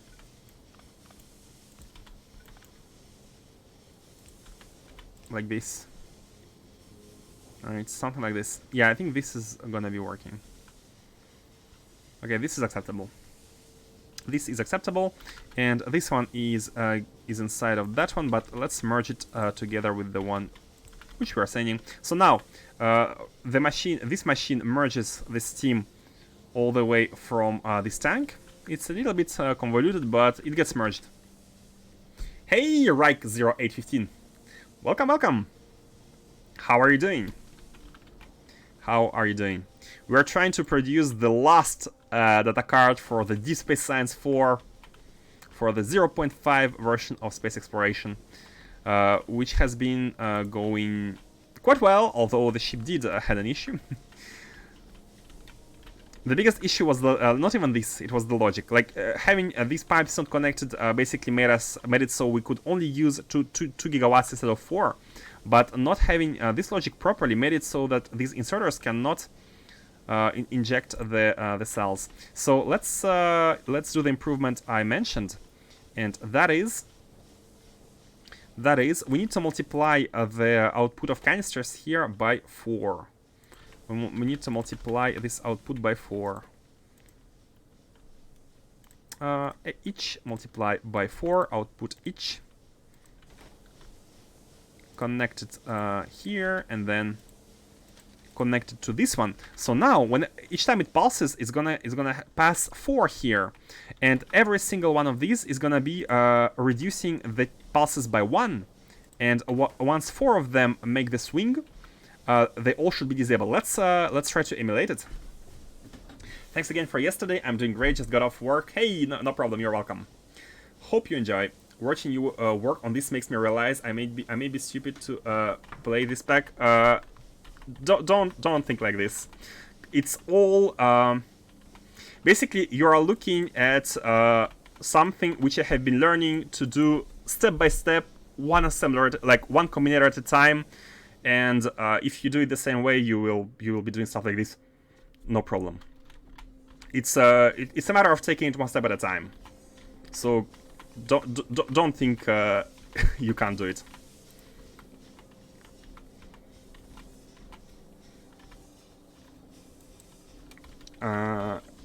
Because what I'm doing here is not. I don't think it's not basic combinators. It's a combination of tricks which I have learned one by one, and learn them one by one make them be not that complicated. It's just a mashup.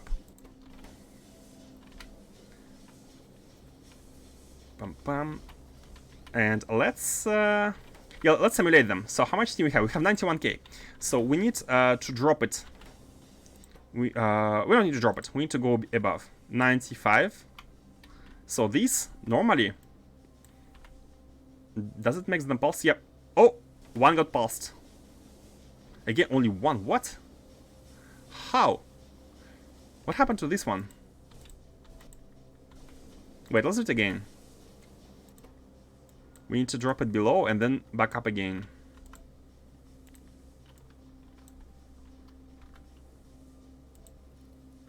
It was blinking. Did you see? It was green, red, green, red, green, red, green, red, green, red, green, red.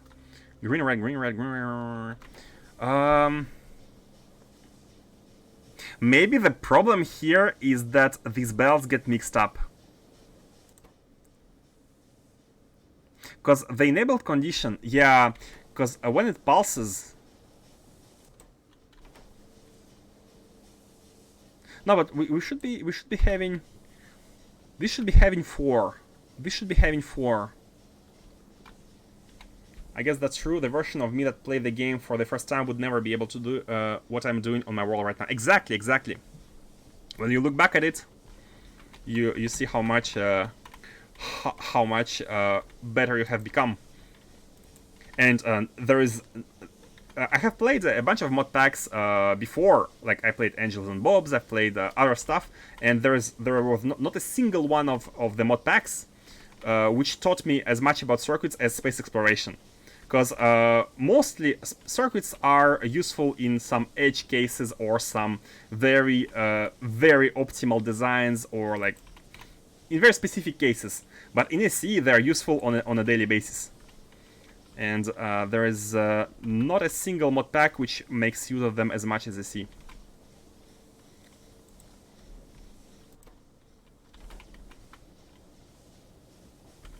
But hold on. Basically what happens is this one pulses on the red, which I'm guessing interferes, but even if it interferes, this should be having 4.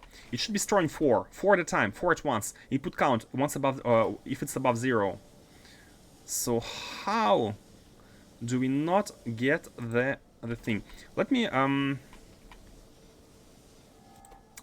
90k. How do you not get them all work at once?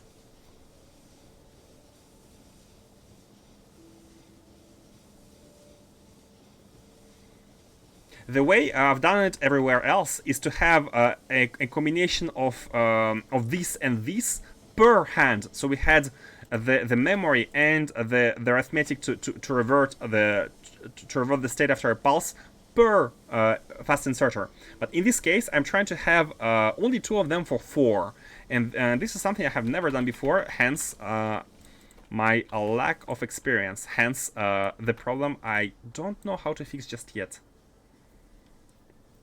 Did you watch a lot of tutorials and read a bunch of stuff, or just learned everything by testing? I definitely did watch a lot of tutorials and read a bunch of stuff. Especially stuff like latches. I am not smart enough to come up with these manually by myself. So, for example, we use something which is called an edge generator. And this is a latch I have learned about, and I'm using it very often. Very often. So useful. But I did fully understand how it works, and this is the most important part, is to understand exactly how stuff you learn works, so you can maybe copy parts of it in your own designs, like, or do something similar.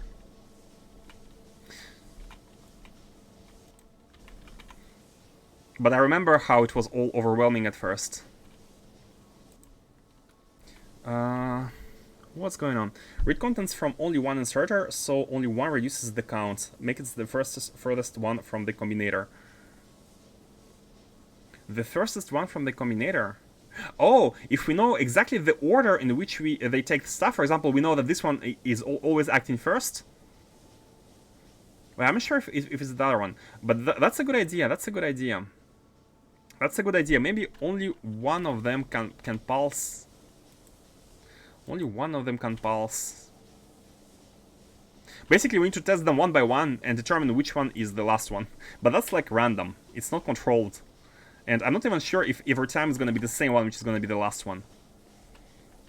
I'm very tempted to have a set of 2 per hand like before. It would be an easy fix, and we would just need to remove some of the laser turrets, and it would fix everything. But that's like, it's a bit of a cheat. Or maybe... But I'd like to understand why they don't work. I'd like to understand why. Like, this memory. Because definitely we wait for 4 pulses. And how comes these take stuff but they don't pulse? Normally they pulse only after they take it. They pulse only after they take it. How comes?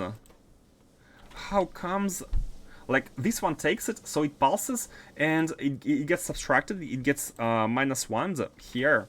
This red wire gets -1 in the memory. But oh, wait a second.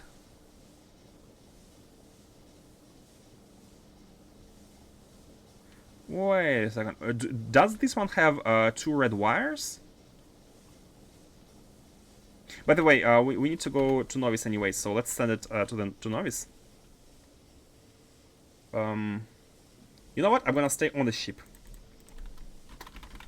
working on it, and let's send it to Novice orbit. And the speed limits can be reset. MATLAB can also go to Novice.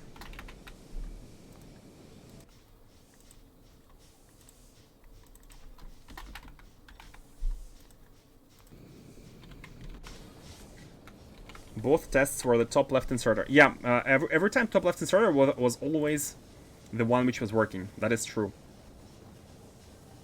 So okay, let's remove that wire. You know what? Let's do it one by one. As you said, let's remove this red wire and see if others start working.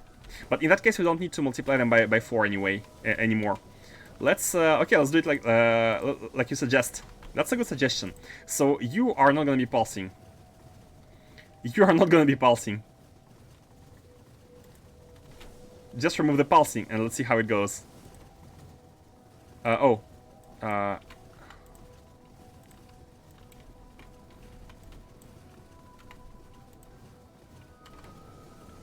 Still only this one worked. Even now only this one worked. By the way, we need to make sure we do have energy. So steam levels are going dangerously low. So let me manually insert some of these. Oops, not what I meant.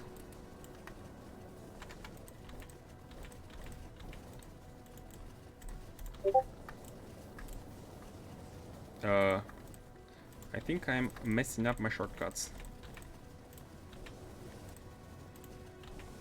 Okay, two in each. That way, all of them are working at the same time, and we can buffer the steam once again. 2 engines on the left still not working. Oh, that's true. Maybe that's a that's an antimatter issue here. Antimatter issue, and we can fix it. For some reason, this one found itself here. Okay, that's better. How about water ice? Oh, we have no water ice. We have no more water. I mean that we have deleted a lot of water earlier, so maybe we are gonna be running out of water. Let's make sure we have a lot of water. So we have 200 in each, so we can afford up to 4,000 water ice inside this one once we arrive. Just so we have water, and in the meanwhile, let's solve this issue. Now, even after having this one re-enabled,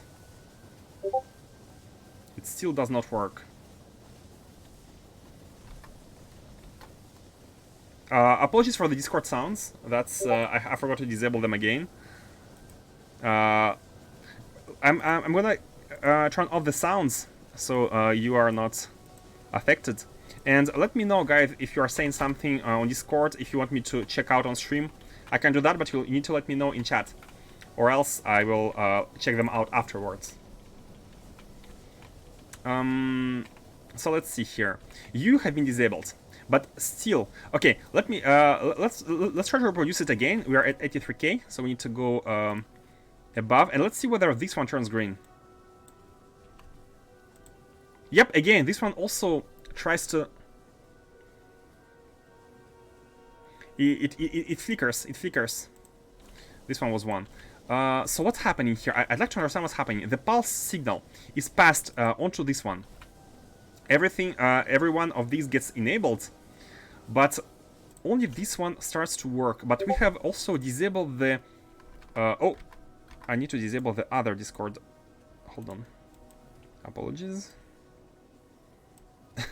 I know it's annoying when there are Discord notifications through the stream. Everyone alt tabs. Set a peak of hell mod output for T9 productivity models in a server the mod that uses rather than factory planner. Oh, thank you. Okay, let me have a look. Let me have a look. That's what I wanted to know. So let me open Discord in that case.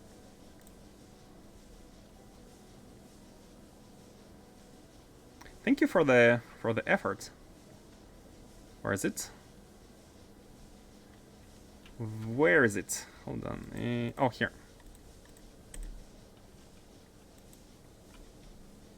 Hey, Modanion! Most of us can't even use Hell mode on the server. Oh! I've been trying to learn it. I recommend to learn Factory Planner. It's more user-friendly. Can you see the image? For some reason, it's not very high resolution. Not sure if it's me or if it's the original screenshot. But we can see open original. Hold on.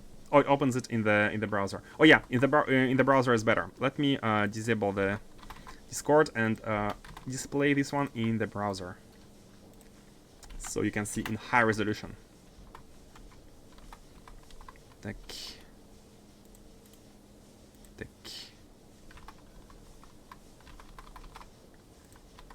And tack. Done. Okay, so I'm not familiar with Hell mode too much, but I think we can figure it out. So one of these requires, okay, 500 of these, 10 of DSS1s. Okay, so that's already a high amount. Okay, that's good. And on the right we have the full decomposition. Oh my god! Is it spice? Is this one spice? 200,000 spice.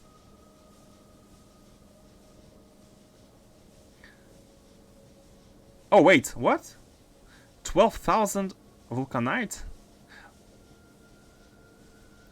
And 160, as Foster said, 64 level 3s. But the total amount of stuff... Oh, we have arrived to Novice Orbit. At Novice Orbit. 200,000 spice. 7,000... Yeah, okay, so it's not... so much Vitamelange. Oh my god. And, man, this is how many belts? If you want to have one per minute. That's like too many. Maybe one per minute is a bit too optimistic. And 100,000 copper plates. So this didn't change. Copper plates didn't change. The copper plate requirements didn't change. It's still 100,000. 100,000. Or maybe I'm not sure if you are using modules here. The production of the circuits could use modules, at least level 3 ones. But I'm not sure if you are using the models here. I'm not seeing them being used anywhere, so I'm gonna assume no. But yeah, the numbers are super high. Yeah. It's like Factory Planner, but clunkier. Open original, it shrunk. Okay, I didn't go and chase down the whole chain, but got 99% or so of it. Yeah, perfect. That's a very good. I have good insights. So it's actually even worse. It might be even worse. Because right now we need something like 120,000 copper, but this is the same amount of copper as before. But now we need even more Vitamelange. And now there is no models in... I see. Okay, I see. So with this, the amount of copper will be lowered, but by not by that much, I would say. Hello there, Evan. How are you doing? How are you doing? We have arrived at Novice Orbit. Let's anchor. This is a Medusa ship. I'm not sure how to name it, but it's weird. It's a weird one. Let's anchor. We need a clamp as well. We need a bunch of improvements to do to the ship. But first of all, let's try this improvement. Let's try to fix this one. I almost want to go easy mode and have 2 combinators per inserter, which I think I might be doing right away. Yeah, I think it's fine. Let's have two of them per, and we don't need to be worried. So two of them can be here to here to here to here. So with this, basically what we need is that this signal is needs to be going on to every single one of these, like this, like let's do it like this, and then this, and then this, and then the multiply by -1 needs to be coming in from each side. Let's reverse it like this, and finally the connections. So what's happening here is that this one is going to every single one of these. Easy mod. I was unable to solve this, unfortunately. On theory, models should save you a lot across the chain. Oh, by the way, I'm not sure about 0.6, but in 0.5 you can only use models on level 1, 2, and 3, on tiers 1, 2, and 3, because these are the only ones which go on land. Level 4 and above are only produced in space, which is why I don't think you can save too much. Because you need even less level 3 models. You need only 64 level 3 models, meaning that you aren't really saving a lot.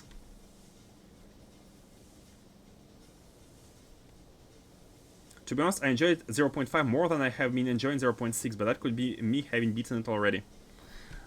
Could be multiple factors, yeah. Could be multiple factors.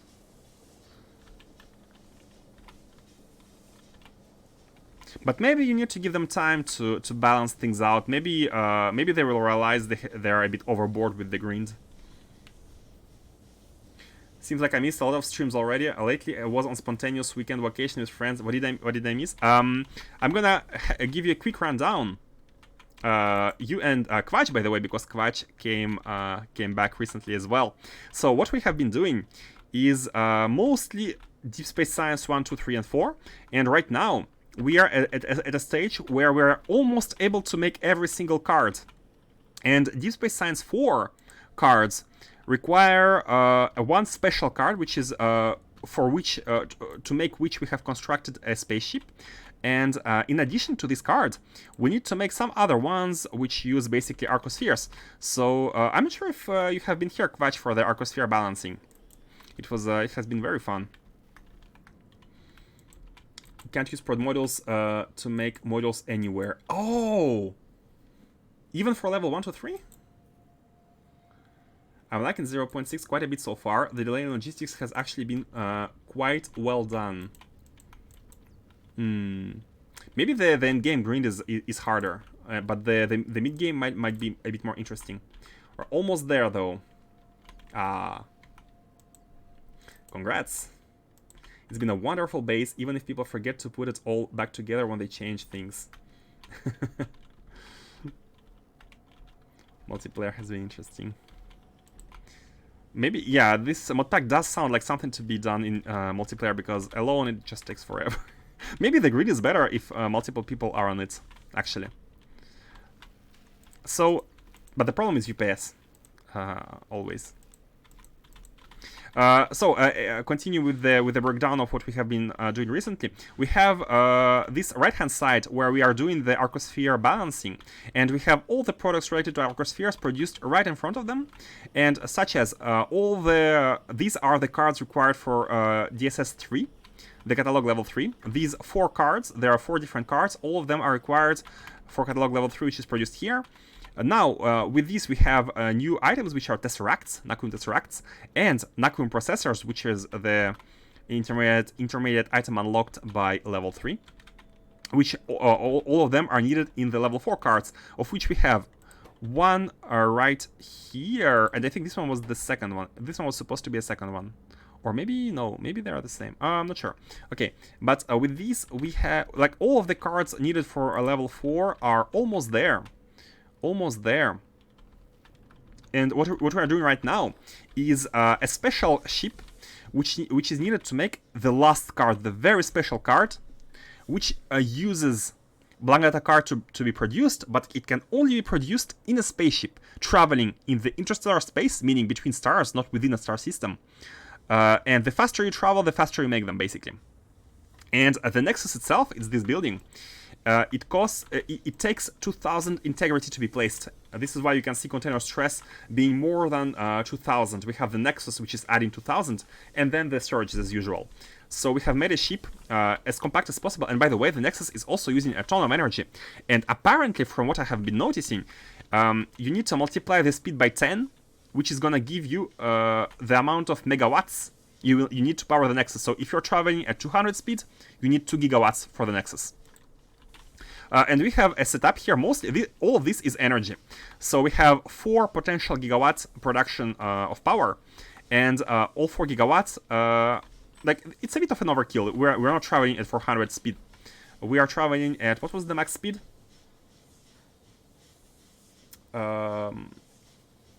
Oh, we cannot see because I have placed buildings. We need to redo it again. But yeah, it was something like 250. And I'm very happy with the setup because 250 for 4 gigawatt, 2.5 gigawatt, 4 gigawatt.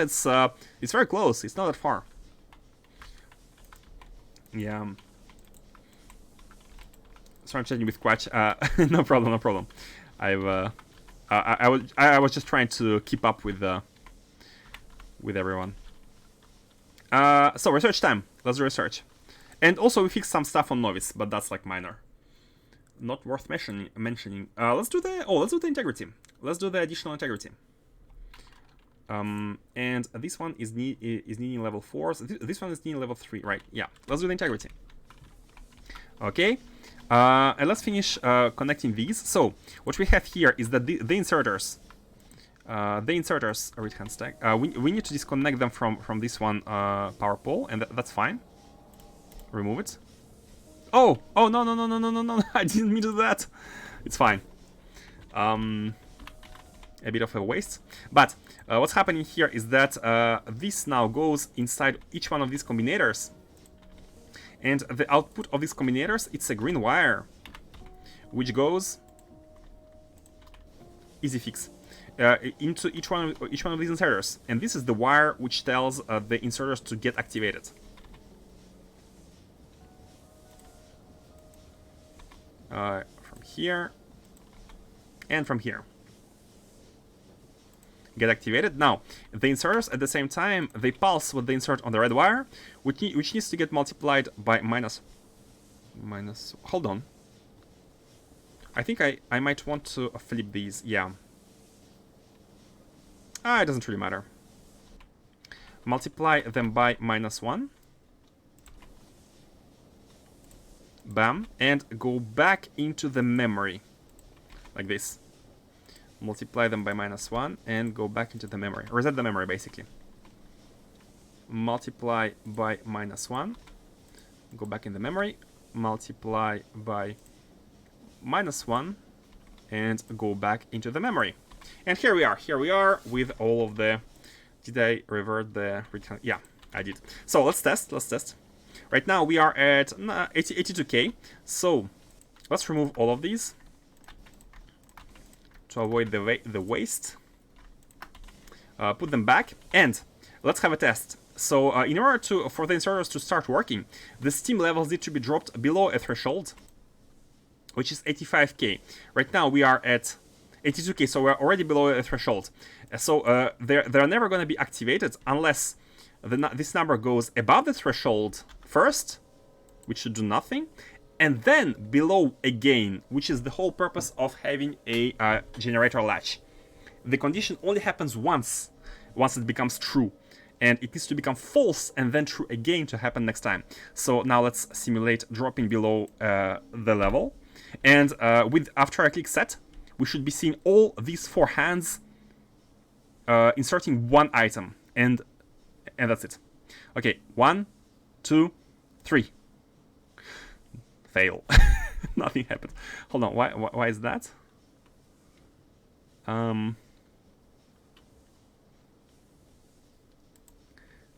This one reads.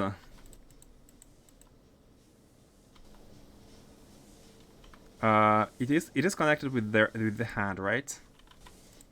Let me check. Let me check how it's done. Might be a wire issue. I mean, it is a wire issue. So this one hand is connected.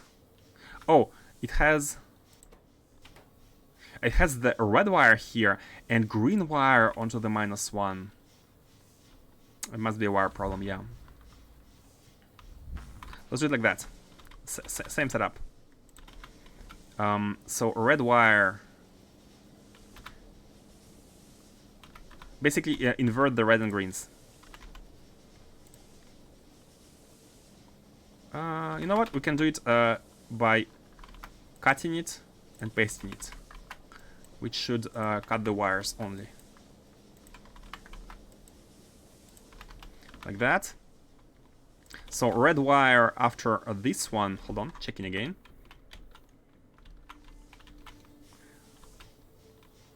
The red wire from this inserter is the exit of the memory, and the green wire goes multiplied by -1. Okay. Exit as the memory with the red wire. With the red wire.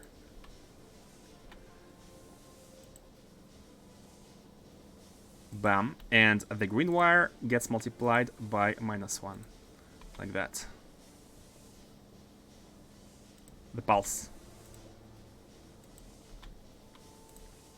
Pulse and pulse. And from here, it's connected with the red or green wire to the memory. With the red wire. Okay, perfect. New test. New test. Hopefully not fail this time. So we need to go above 82K. 90. Oh, wait a second. They are green, but this is full, so they cannot really insert. Okay. Now there's nothing inside. And let's see. Output is X. Wait, why output is X? Oh yeah, once we go above, they start working. So let's go, wait, what?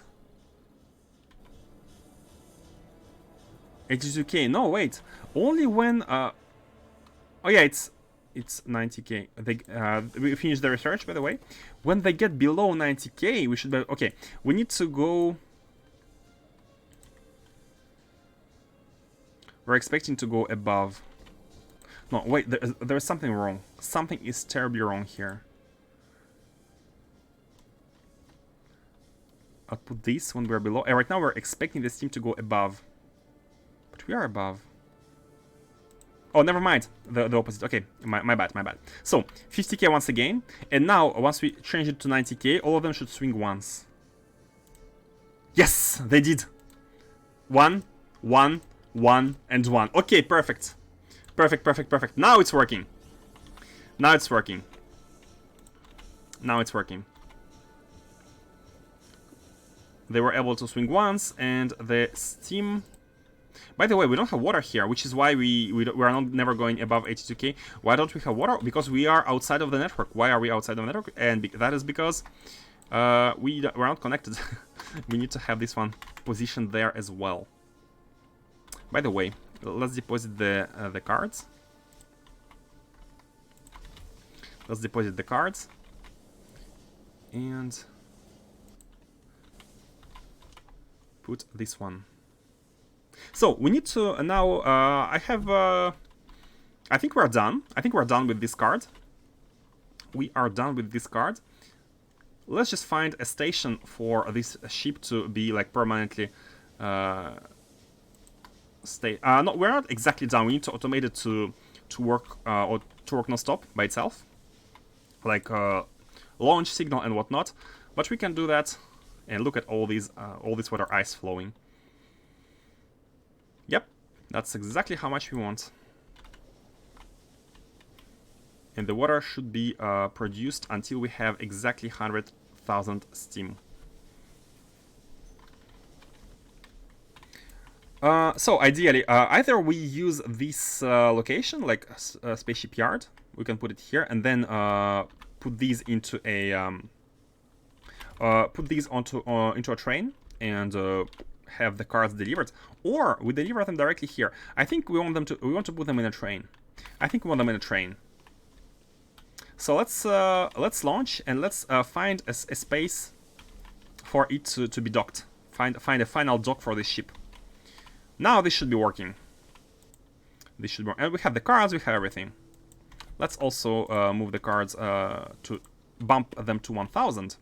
We're gonna be having, not sure if we're gonna be able to transform 1,000 cards, but the point of the operation is to basically send it on a trip, have it go back, and be done. So we just need to make sure that we have enough water, which we should be having enough of, and fuel. Let's plant it at a nice location, which is gonna be here. Right next to this ship. Yeah. Nice. Something like this. Good. It's gonna be its final location. Let's also properly clamp it. Assign it a clamp. And again, I don't know which number we should assign it to. And by the way, since we have some inside stuff, for some reason I really like having clamps inside the ships. For some very weird reason. Let's do it like that. Clamp. Here, what should it be numbered? We have used 777 for Arcospheres. Let's use 778. I don't remember which is the sequence number we are at currently. 778 for the ship. Oh, no, that's actually bad, because we will need to have a pylon and the wires nearby. It's not a good location. It's not a good location.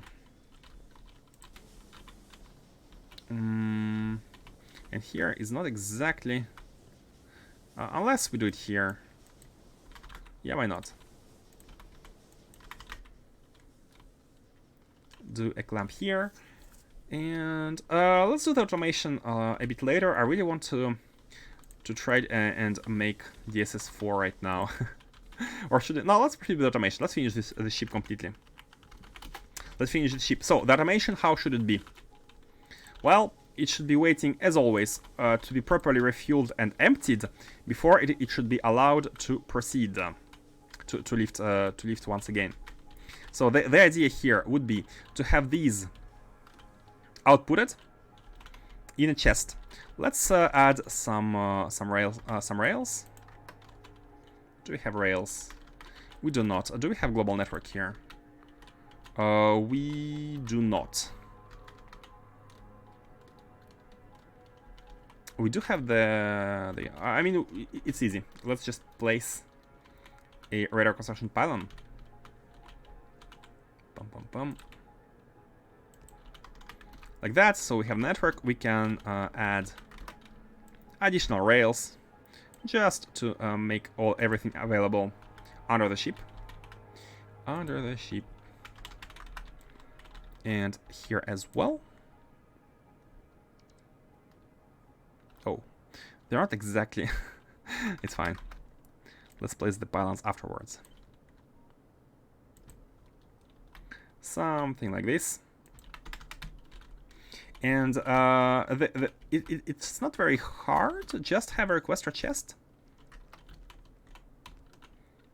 For that we will need this one. Bam. Now everything is connected. By the way, are we still reaching water ice? No, we are not reaching water ice. That is a bit annoying. We just need to make it to move one tile above. It's a bit hard. How can we move it one tile above? Or we can make it so this one goes. Yeah, let's do it like that. Pam pam. 2 tiles below, and this one's going to be here. Now this is covered by the range of this supercharger, so it's within the range. Perfect. And have a requester chest for the cards.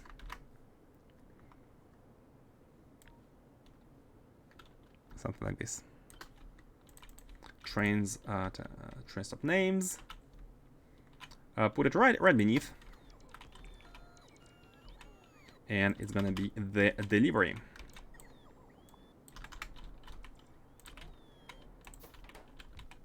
You are gonna be a deliverer of... So we have already 2 cards delivered from this spaceship yard. You are the Interstellar Travel Data, and you want to be requesting 20,000 of Interstellar Travel Data.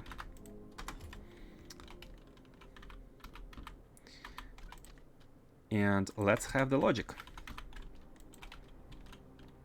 Before that, let's have some power. Pum, pum. Oop. Good. And let's also bring the wire next to the clamp. Like, yeah, we will need this. We will need this. And also the fuel and whatnot. So let's go. We need the fuel and antimatter canisters, ideally. Antimatter canisters are delivered automatically. That's convenient. And the fuel can be delivered like... Oh, and water. Oh, no, water ice. Again, very convenient to have water ice machine here because we don't need to bring in water, liquid water. Water ice is filled in automatically. Very convenient. And the water ice costs are super low as well. So no big deal. Okay, this now is empty. By the way, we need to connect stuff to the wire in order to know what we have, what we don't have. Blank data cards as well. Okay, like this. So we know the amount of fuel, blank data cards of the produced cards, and these need to go all the way towards the clamp. I think we can put a big pylon here. Or no.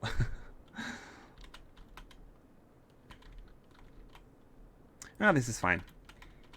Let's add one space, one tile of space for the pylon. This one here, perfect. So we need to bring all the information to and from the clamp using both wires, because we're going to be needing both. Bam, bam. And finally, have our usual setup for the logic. With the logic. So first of all, what things we need to check? The fuel. We need to check that the fuel levels are above the amount that we want, and we can afford 200. Is it? Never remember if it's 50k or 100k. Okay, it's 50k. So when the fuel levels are above 199,000, then we're gonna be outputting, as always, a blue signal. Second condition is gonna be not having any teleportation data, any produced data. If it's equal to 0, then blue signal again. Then we're gonna be checking whether we have enough blank data cards. Blank data cards are above or equal to 1,000, which is the amount that we request. So basically, if we don't have enough blank data cards, we don't leave. Good. Output one blue signal. Let's actually copy, it's gonna be easier. Second thing we need to check is the amount of canisters, antimatter canisters. If they are above 100, I think that's how much we request. Yep. Above or equal to 100 blue signal, and water ice as well. If we have water ice being above or equal to 4,000, I think this is how much we request. Yep. Then we are good to go. Perfect, perfect, perfect. Did I forget anything? Load blank data cards, unload the cards. That's the normal procedure, and everything else is everything else is basic logistics. Let me try to look at other ship and see if there's any other condition I have forgotten. We don't need meteor ammo, we don't need water, and everything else is done. And now let's count the amount of blue signals, and if all of them are okay, meaning that we have exactly 5 blue signals. In that case, we're going to be outputting one launch signal, spaceship launch. You can go. However, how should we handle the destination? I feel like destination should be handled manually. Okay, the return destination should be handled manually, but the setting destination, when we are here, will be handled by a special condition. So what should we be reading? We should be reading. Let's have output signals here on the green wire. Output. Yeah, too far. Fine.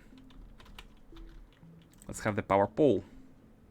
Let's put it on this piece of wall here. Ha! Oh, it put it behind it. When placing the ghost, it makes it seem like you're going to be able to put it above this the graphics, but it actually goes behind. It's fine. So we need to connect the output signals to everything, and we will be reading. We will be reading things such as A. A is the current location, and this one is the destination. We need to bring the current location. Are we properly like anchored? I guess. Are we properly anchored to to the 222? If A is 222, it means we are on Novice orbit. In that case, we are gonna be sending when we are anchored to Novice orbit, we are gonna be sending everything which is gonna be configured in a constant combinator in front of it. Green wire, red wire.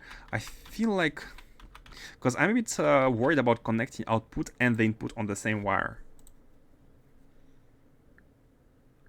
Because planet orbit 222 will set it to planet orbit as destination. So let's have.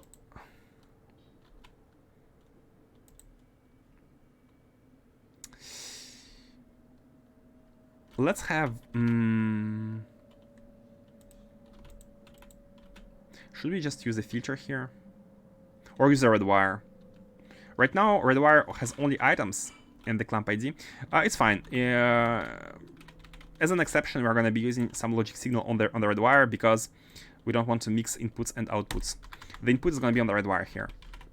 So this red wire is going to be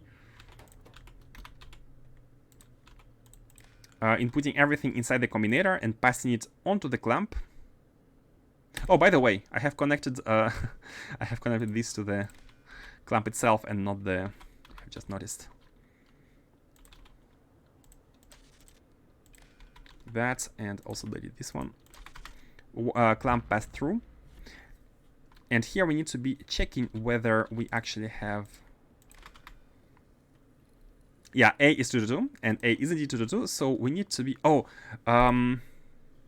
input count of everything. That's not what we want. We want to be outputting the destination. By the way, let's see. Let's go to a star. Oh no, we don't want to go to a star because going to a star will make the ship come inside another solar system. So we don't want to be entering any other solar system. Want a hint? Sure. Maybe I'm over-engineering. So yeah, don't hesitate if it's like if it's not spoilers, if it's just hints. I'm all in, no problem.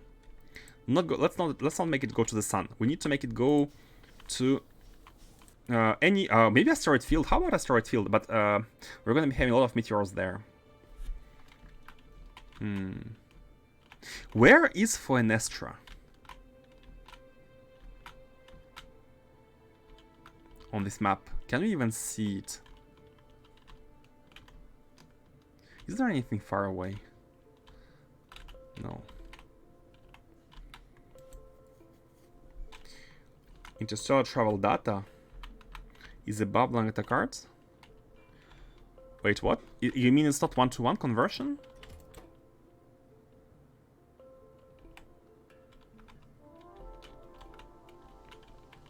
You mean that it's not one-to-one conversion?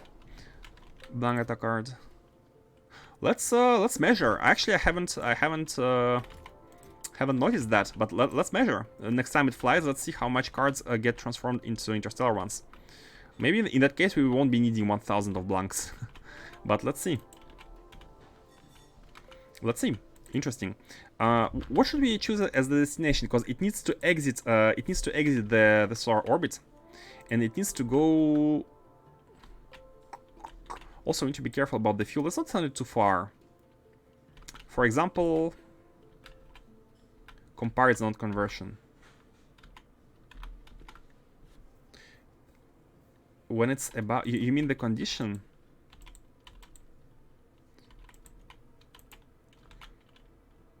Interstellar Travel Data is more than blank data cards. What could that mean if it's not the conversion?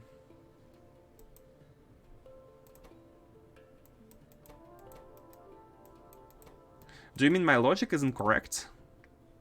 Like basically we're converting blank data cards into these ones, and we just want to launch once we have 0 of these.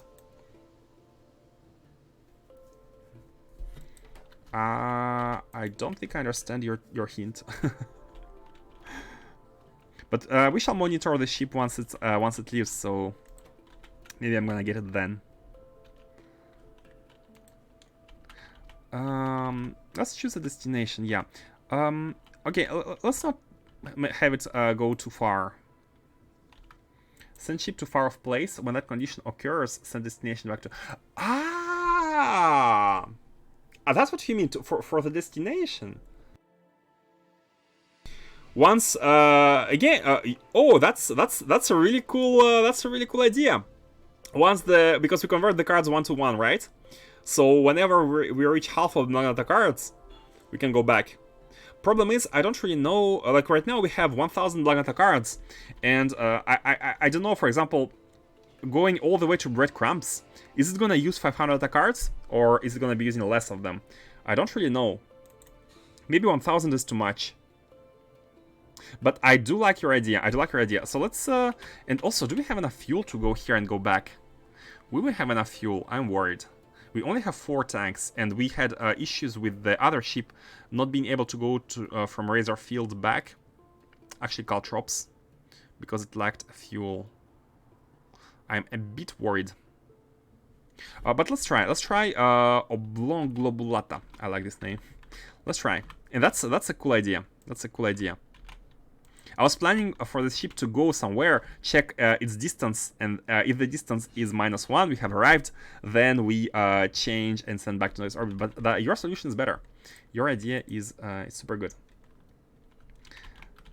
But first of all, let's send this one to, what's the Oblong Globulata? What is your ID? You are asteroid field 1111. I like it even more. I like it even more. So Novice, once the ship is at Novice orbit, the destination is gonna be set. The destination is gonna be set dynamically by this constant commutator, which makes it basically, which allows us to not have this logic on the ship.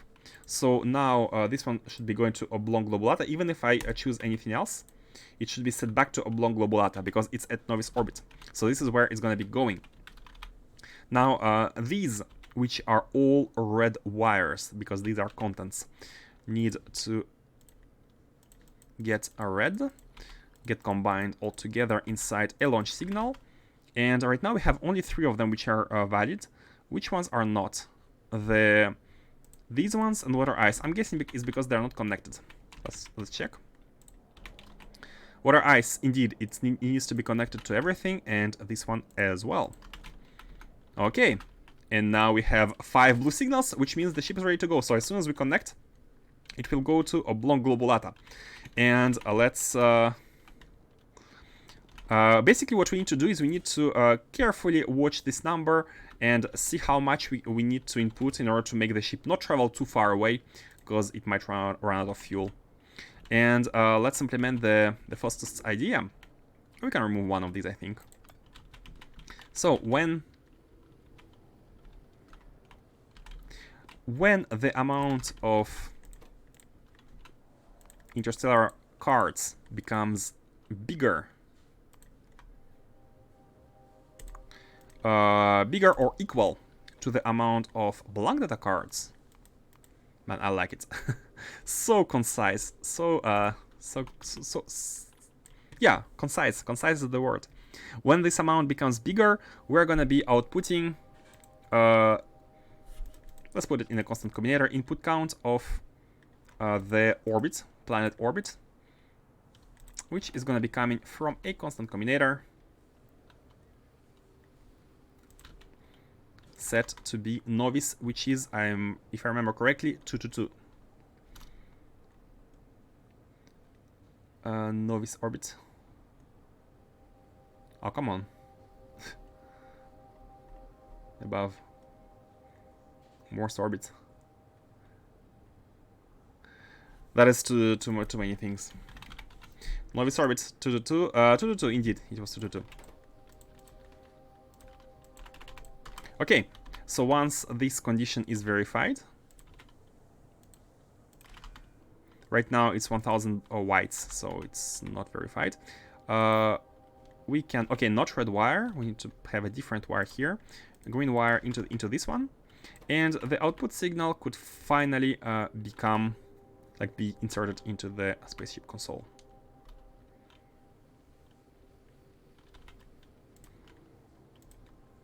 Like that. Beam. And this should make us go home. Perfect. Perfect. And everything else is automated, right? Everything else is here. It's going to get refueling. It's going to get launched only after everything is evacuated. One thing to note, though, this condition, the cards equal to 0, mean when the last card is taken from this chest, the ship is going to be trying to lift, but it's going to have the initialization phase, like the first phase. I'm hoping it's going to be enough for the robots, which have picked the last cards, to get out of this surface and be here once the ship leaves, or else they're going to be stuck on the ship, which is fine, because next time it arrives, they're going to be back home again. So yeah, it's not a big problem if that occurs. Okay, we are ready to send it on a... Okay, it's not gonna be a maiden voyage this time. It's gonna be beta test. what's the word for the ship word for the beta? Second voyage. Is there another expression? No maiden voyage. And let's connect the wires. Hoping it's all gonna be good this time. And yeah, again, red wires are the ones passed into the ship from here, so it needs to be a red one. Bam. Yep, and it should be on its way. Perfect. Let's put this one here instead. Let's have a look. We don't need to look at it right now because the card generation is not going to be started until it exits the system.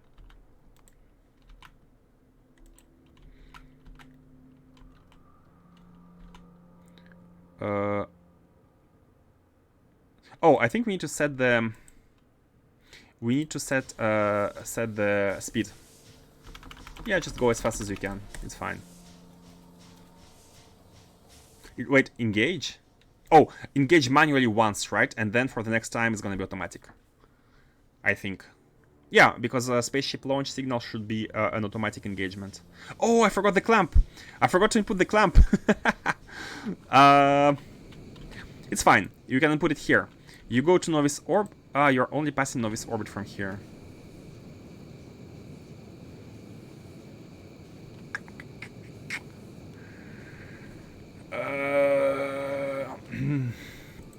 Hold on. Go back to novice orbit. 10 seconds. Just to make sure that we put a clamp.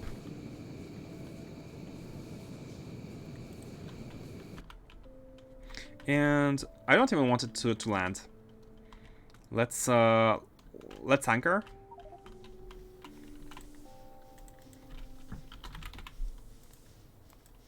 Let's just anchor to the ship.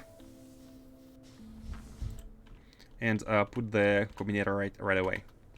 This one is gonna be for the clamp. Perfect. Only one tile left. So anchor using spaceship right clamp 778, and anchor to the right clamp. Oh wait, is it? No, mistakes were made.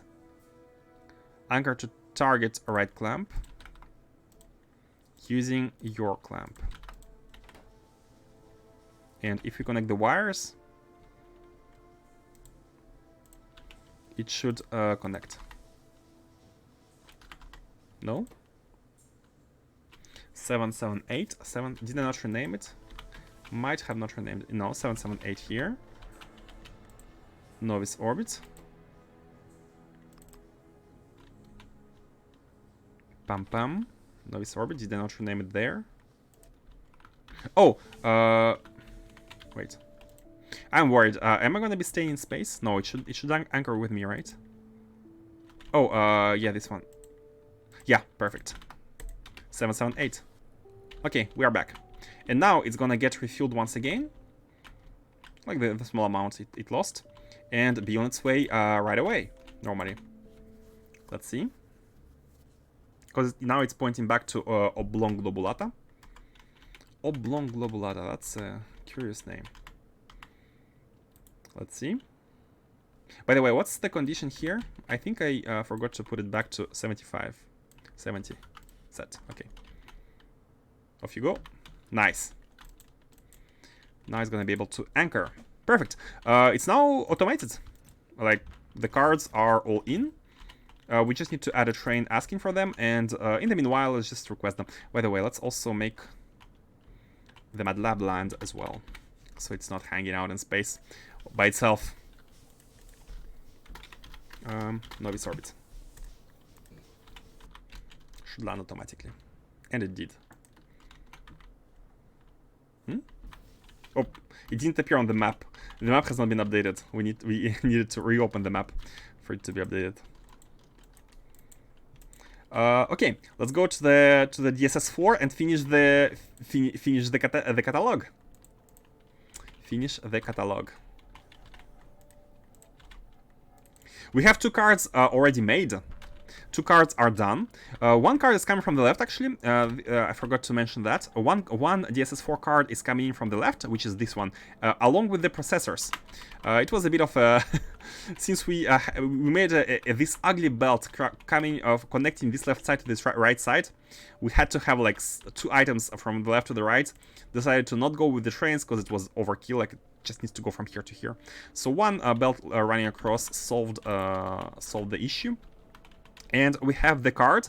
We have a second card being this one. And of this card, we needed exactly 4, I think. We needed exactly 4. Let me go back to the decomposition. DSS4. So this is the weird one. This one, wormhole. We need, again, we need 4 machines, which we have. Then we need these 2 cards. And this one is the one which is made from coming from the left, and the last remaining thing we need to make is this one, reality hypergraph analysis data. Oh, I remember now. This required deep space supercomputers, deep supercomputers, which we have now as well. We added some items to the mall, which included the supercomputers. I might even have them in the inventory. I might have them here. No. I don't. It's fine. Let's go to the mall, pick them up, and also let's drop some of the items we have.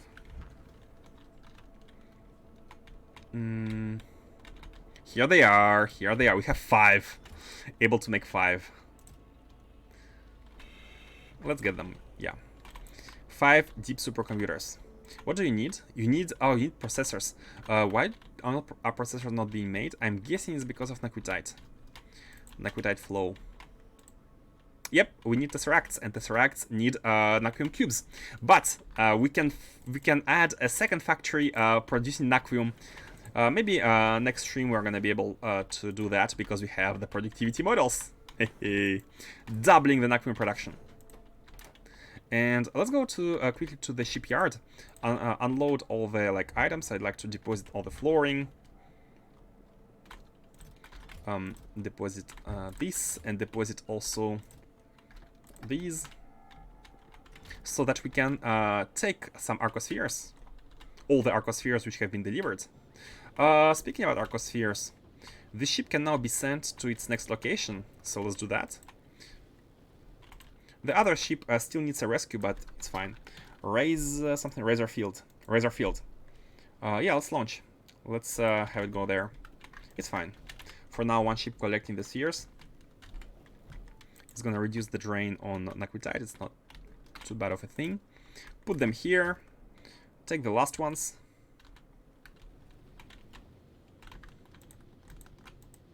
Yeah, 26, perfect. And I go deposit them. Bam, bam, bam. Yeah. Everything is it's all slowly coming together. And by all, I'm DSS4. This here. Take the remaining ones. We have a good number. We have a good number of these. We can even make 1 or 2 chests. Arcane storages. They take 10 lambdas. I think we need to, right? Because we need to pair them. We need at least 2 anyways. Okay, so here what we need to do is to make the final card. It needs only one computer. Only one computer. We can literally make it in front of these 4 making the catalog. Let's do that. Let's do that here. Let's do that here.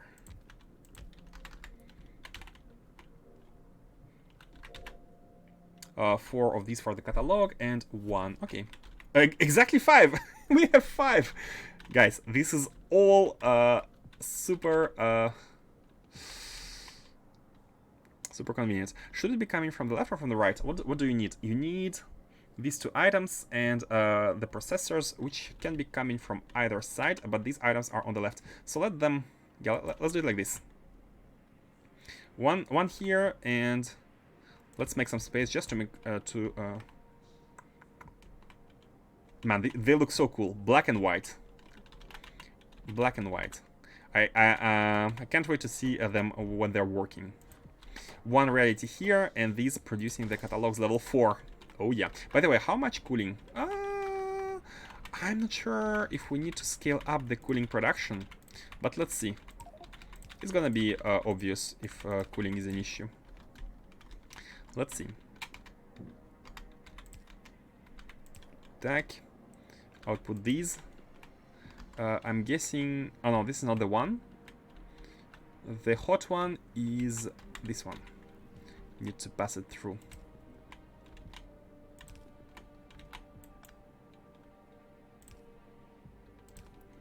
Here, here, and here.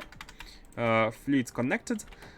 And cards need to be combined. And the good thing about this is that we can combine the card coming out of this one with the card coming out of this one, so we can have a belt for 2 cards. It can be like this. Let's go ahead and bring these. Oh, in more landfill.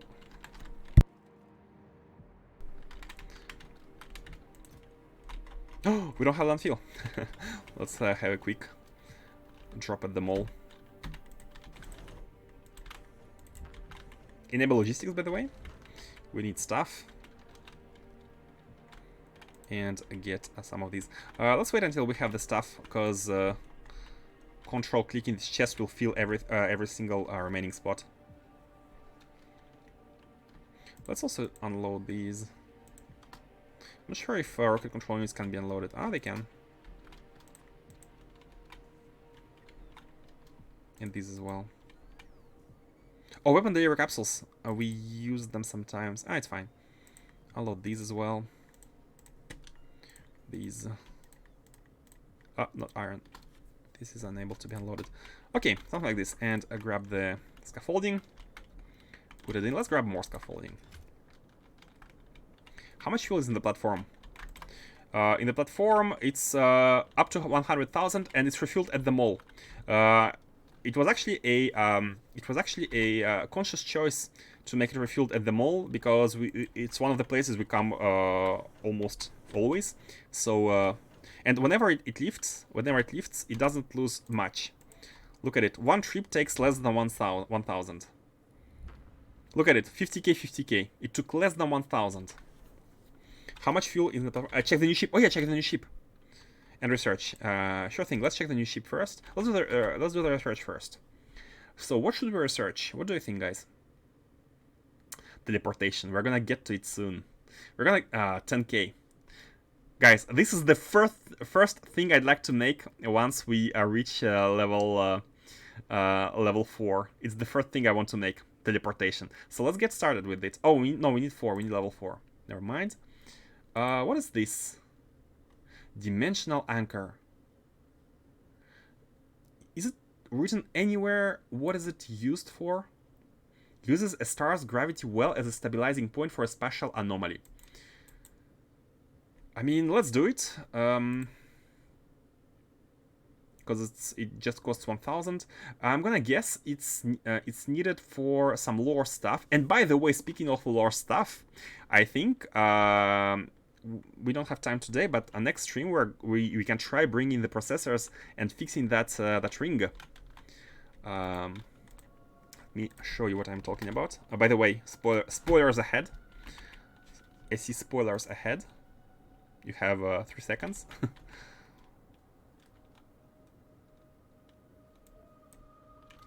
This is the ring, and it's our lore progression. The only path for now. The second path would be to analyze the pyramids, but for now we have this very concrete path, and we need to bring some batteries, cables. Not sure about the quantities though. And also energy to power this artifact. Artifact jewelry, like in oh, okay. We can do that. We have everything. I just need to know how much of everything, but let's bring good quantities. And power again. Not sure how many. Maybe we need to build a big ship. Okay. Oh, and check the ship. Check the ship. Interstellar data. Let's see. So it has generated. Oh, it did it. I think it turned back not long ago. It still has 90% of the fuel. It has 90% of the fuel, so we could go even further. We could make it go. Hey, this one is done. We could make it go even further if needed. What's the water ice situation? Again, we have used only 100. So this ship is very functional, very working. We can buff. Let's buff it to 2,000. 2,000, convert 2,000. And where are we? We are going to Oblong Globulata, and we are already on the way back. We are on the way back. So we have reached. I'd say we didn't go further than this. So yeah, the conversion is pretty fast. It's in our interest to make as many cards as possible at once, because every time we are exiting this solar system and entering it, so we're like, this traveling gives us nothing, just wastes fuel. So we need to, we want to optimize it. Oh, let's have a look also at them.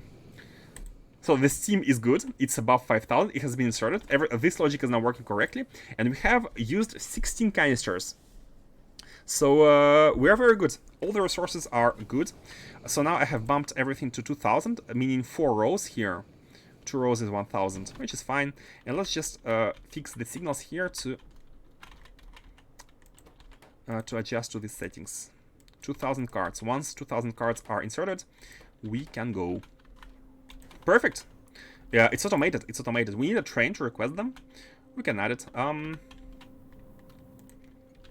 This is the cubes, and here is nothing. So let's just add a train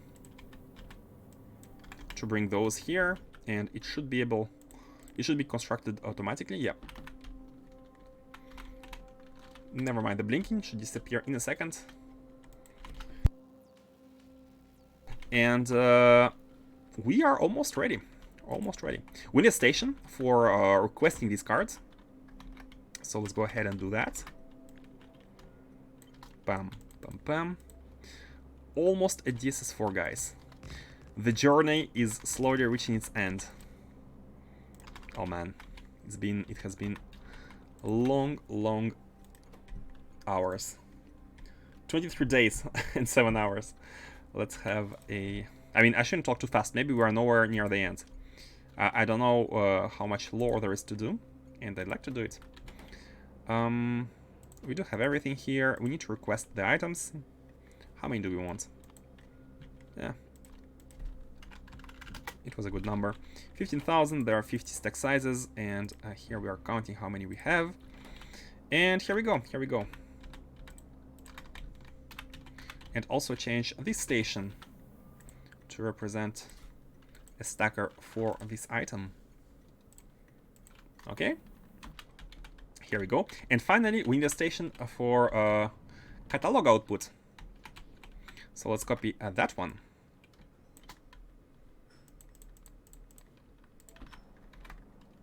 Like this. Put it here, put it here. And have the level 4 catalog output. Oh yeah. Yep, that's it. That's it. That's it. So this is the belt giving us the cards. I think I'd like to have an inserter here and not mini loader, because we want only one side of a belt. We don't need the speed. And this side of a belt is going to be combined. But it's almost properly aligned. It's going to be combined with this belt. With this one belt, producing us the other card. So this one's going to be on the top side, and this one is going to put it on the right, so bottom side. And this belt is going to be like this. All the way here. Now you, yeah, a mini loader. Oh, no, wait a second.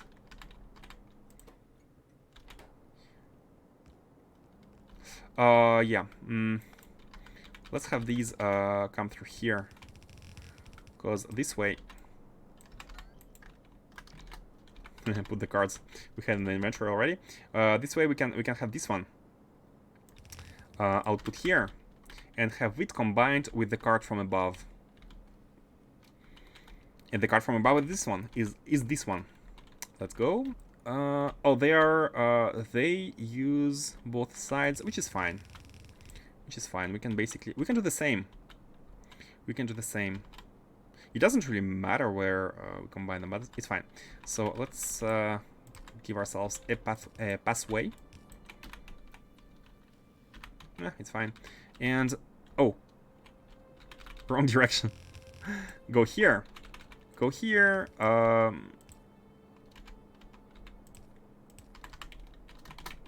should we do it?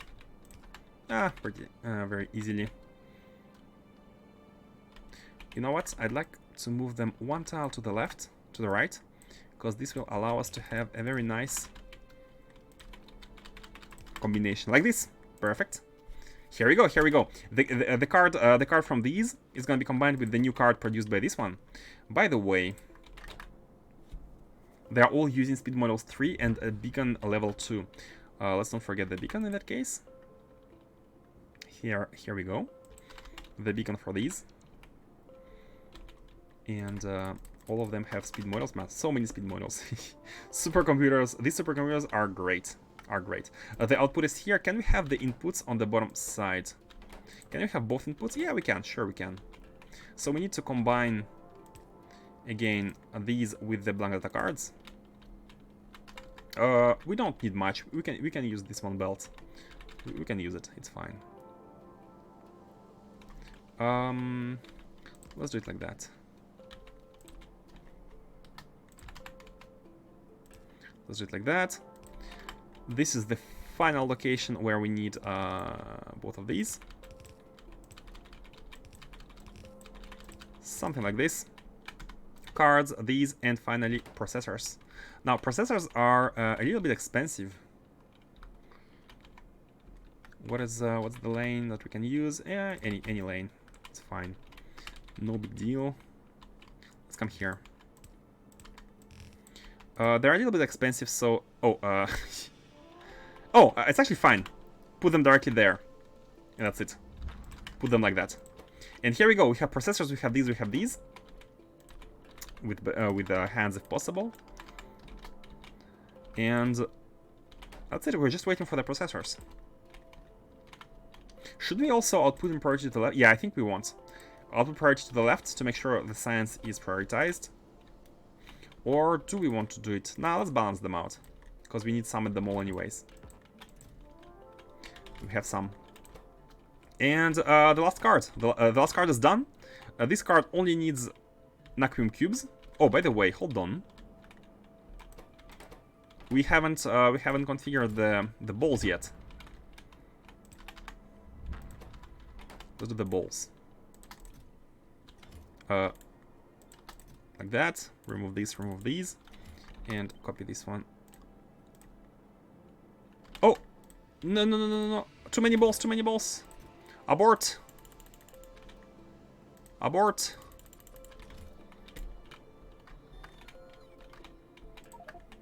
That's too many balls.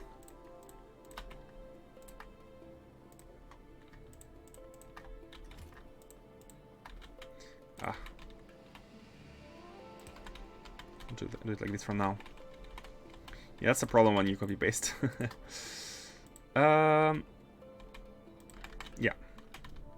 Still have some. Okay. And what we want to do is have every single one of these.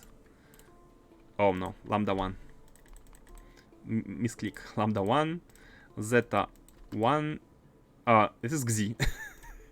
The confusion with Greek letters never ends. Xi and gamma. Okay, cool. And now one of each goes into every single one of these. And we should be having the production as soon as we have the Naquium cubes, which might not happen until we expand the flow. Let's get the hands.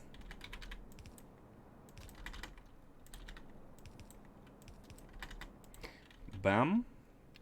And finally, the output. TSS4 build is ready, ladies and gentlemen. I am so happy about this. This is the last science build. But I don't know what surprises SC reserves us yet. Let's see. So these are gonna be here. Can use blue ones. They don't have any, any sort of. Oh, we also need to process the catalogs into DSS4, into the science itself. That's gonna be for later. Yep. And we are done. We're done. It's 1 hour 28, so it's my time to stop. I'm very happy about the progress here. Let's have a look at Interstellar Data. And it went back. Look at this. It just left the system. I mean, it just left the. It's gonna leave the system. It has refueled. It has new cards, and it's collecting the cards. And we are having them. We are having them here. We're having them here. Perfect. All we need to do now is configure the train to bring them, and we're gonna be having them. This train will go. What is this? Interstellar data. Go fetch data until full. Come to this station and for 2 seconds of inactivity, and go to the requester. I realize I have forgotten to have the specific name for the requester, which we can add right away. I mean, it's the only station requiring these cards normally, so it should be good. Okay, and after changing, the train should have updated its name as well. Yep, and automation is done. Waiting for Naquium, and so I should be stopping now, unfortunately. But it's for once, I feel like something has been achieved. I feel like we have achieved. Like I'm not stopping in the middle of something and to continue next time. We have achieved the build for the SS4. Unfortunately, we cannot have it yet because of the resources, but this shall be fixed next stream tomorrow. We're gonna be copy pasting the factory. This one, yeah. Let's take them. Put all of this here. Let's take the models. And by the way, we also need to. Sometimes, look at this. Sometimes it's able to pick them up, but not always. That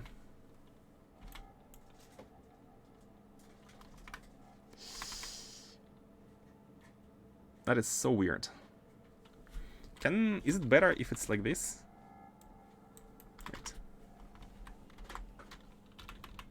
Let's see. Let's see if it's better. Okay. Take these, and for next time, we shall improve, or try to improve the Naquium. By the way, did you use level 4s or level 1s or level 2s into Naquium? I cannot seem to...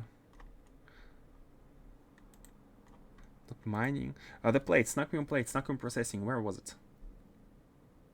Naquium, here. We used level 2s indeed, level 2s. Yeah, level 2s everywhere with speed models 9 to optimize the usage of level 9 productivity models. Okay, great. Let's... do we have more at the mall? Because we only have 5 in the inventory. The beacons are made... Oh, they're made above. They're made here. Somewhere? No? Beacons. Here. Yeah, we have... Oh, we have a bunch. We have a lot. Okay. As much as I want to continue and expand, unfortunately, I have to be stopping. Research, you're right. Let's do the research. Actually, research is... I would say it's not too beneficial to research because we're going to be using up precious Nequitite. But it's okay. Let's do teleportation. Or maybe we need to do something else before... Oh, again, it needs level 4, so impossible. We can be doing energy weapon damage. Again, it's okay. We don't really need more, looking at how our ships are traveling well and safe. We can do work robot speed, but it's 50k. Is there anything else more important? Laser shields, I don't think it's important. Crafting speed, carrying capacity. Life support, why not? Let's do life support equipment. So this is out of the way. We can maybe craft it. Everything else here is maybe this one. Let's resume this one for now. While we're saving up on Naquitite, we might as well do the rocket reusability research. You will thank me later. Yeah, no problem. I bear no ill feelings towards you reminding me of the research. But yeah, I'm not sure why you say you will thank me later. What is it I don't know? Man, I'm curious. I'm so curious about what's next. It feels like we are reaching the end of the line. Like we have the last science, we have the last stuff. After look at this, how many red technologies we have? 7, 11. We have 11 red technologies. That's it. And many of them are infinite. Been a while since Arco alert to... Oh, that's because I've sent the ship. The first ship is on its way. Problem is it's the destination is far away. And the second ship, we need to rescue it. Second ship is stuck out of fuel. We need to come and replace the big engines with the ion engines. And you know the drill. We did it last time. You need to move it back to hold it back, basically. So yeah, have to be stopping now. And Naquium, we shall start next stream with Naquium expansion, and this should double the amount of Naquium we receive. Maybe we'll need to add even more ships, but no. We don't want to be adding ships because we want to be at some point using Arcolink storages to transfer stuff, to teleport Naquium ores. So let's see how it goes. Okay, thank you all for watching. Thank you all for watching, and we shall continue the adventure tomorrow. Maybe we can, like, I think Naquium factory expansion is gonna be very fast. And we might jump into the lore while waiting for Naquium. We might jump into the lore, go to Fuenestra, and activate the Stargate. Let's see what it unfolds. What mysteries can we discover? Can we learn? I'm excited about the end game. Okay, let me send you somewhere.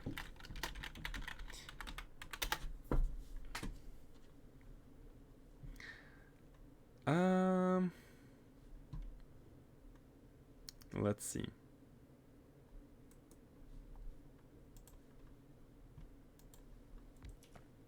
Space exploration. The name, it's a French name, but is he talking English? talking. I am not talking English. Is he speaking English? He's not speaking at all.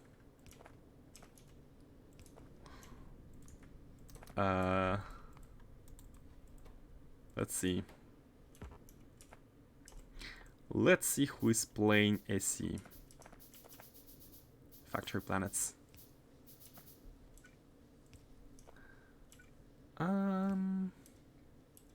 Let's go to Dr. Doof. He has like 100 viewers, but it's fine. It's fine. At least he's playing AC. Near, fast. Let's go ahead and start some stacking because why not, right? He just started. Hey, Kano!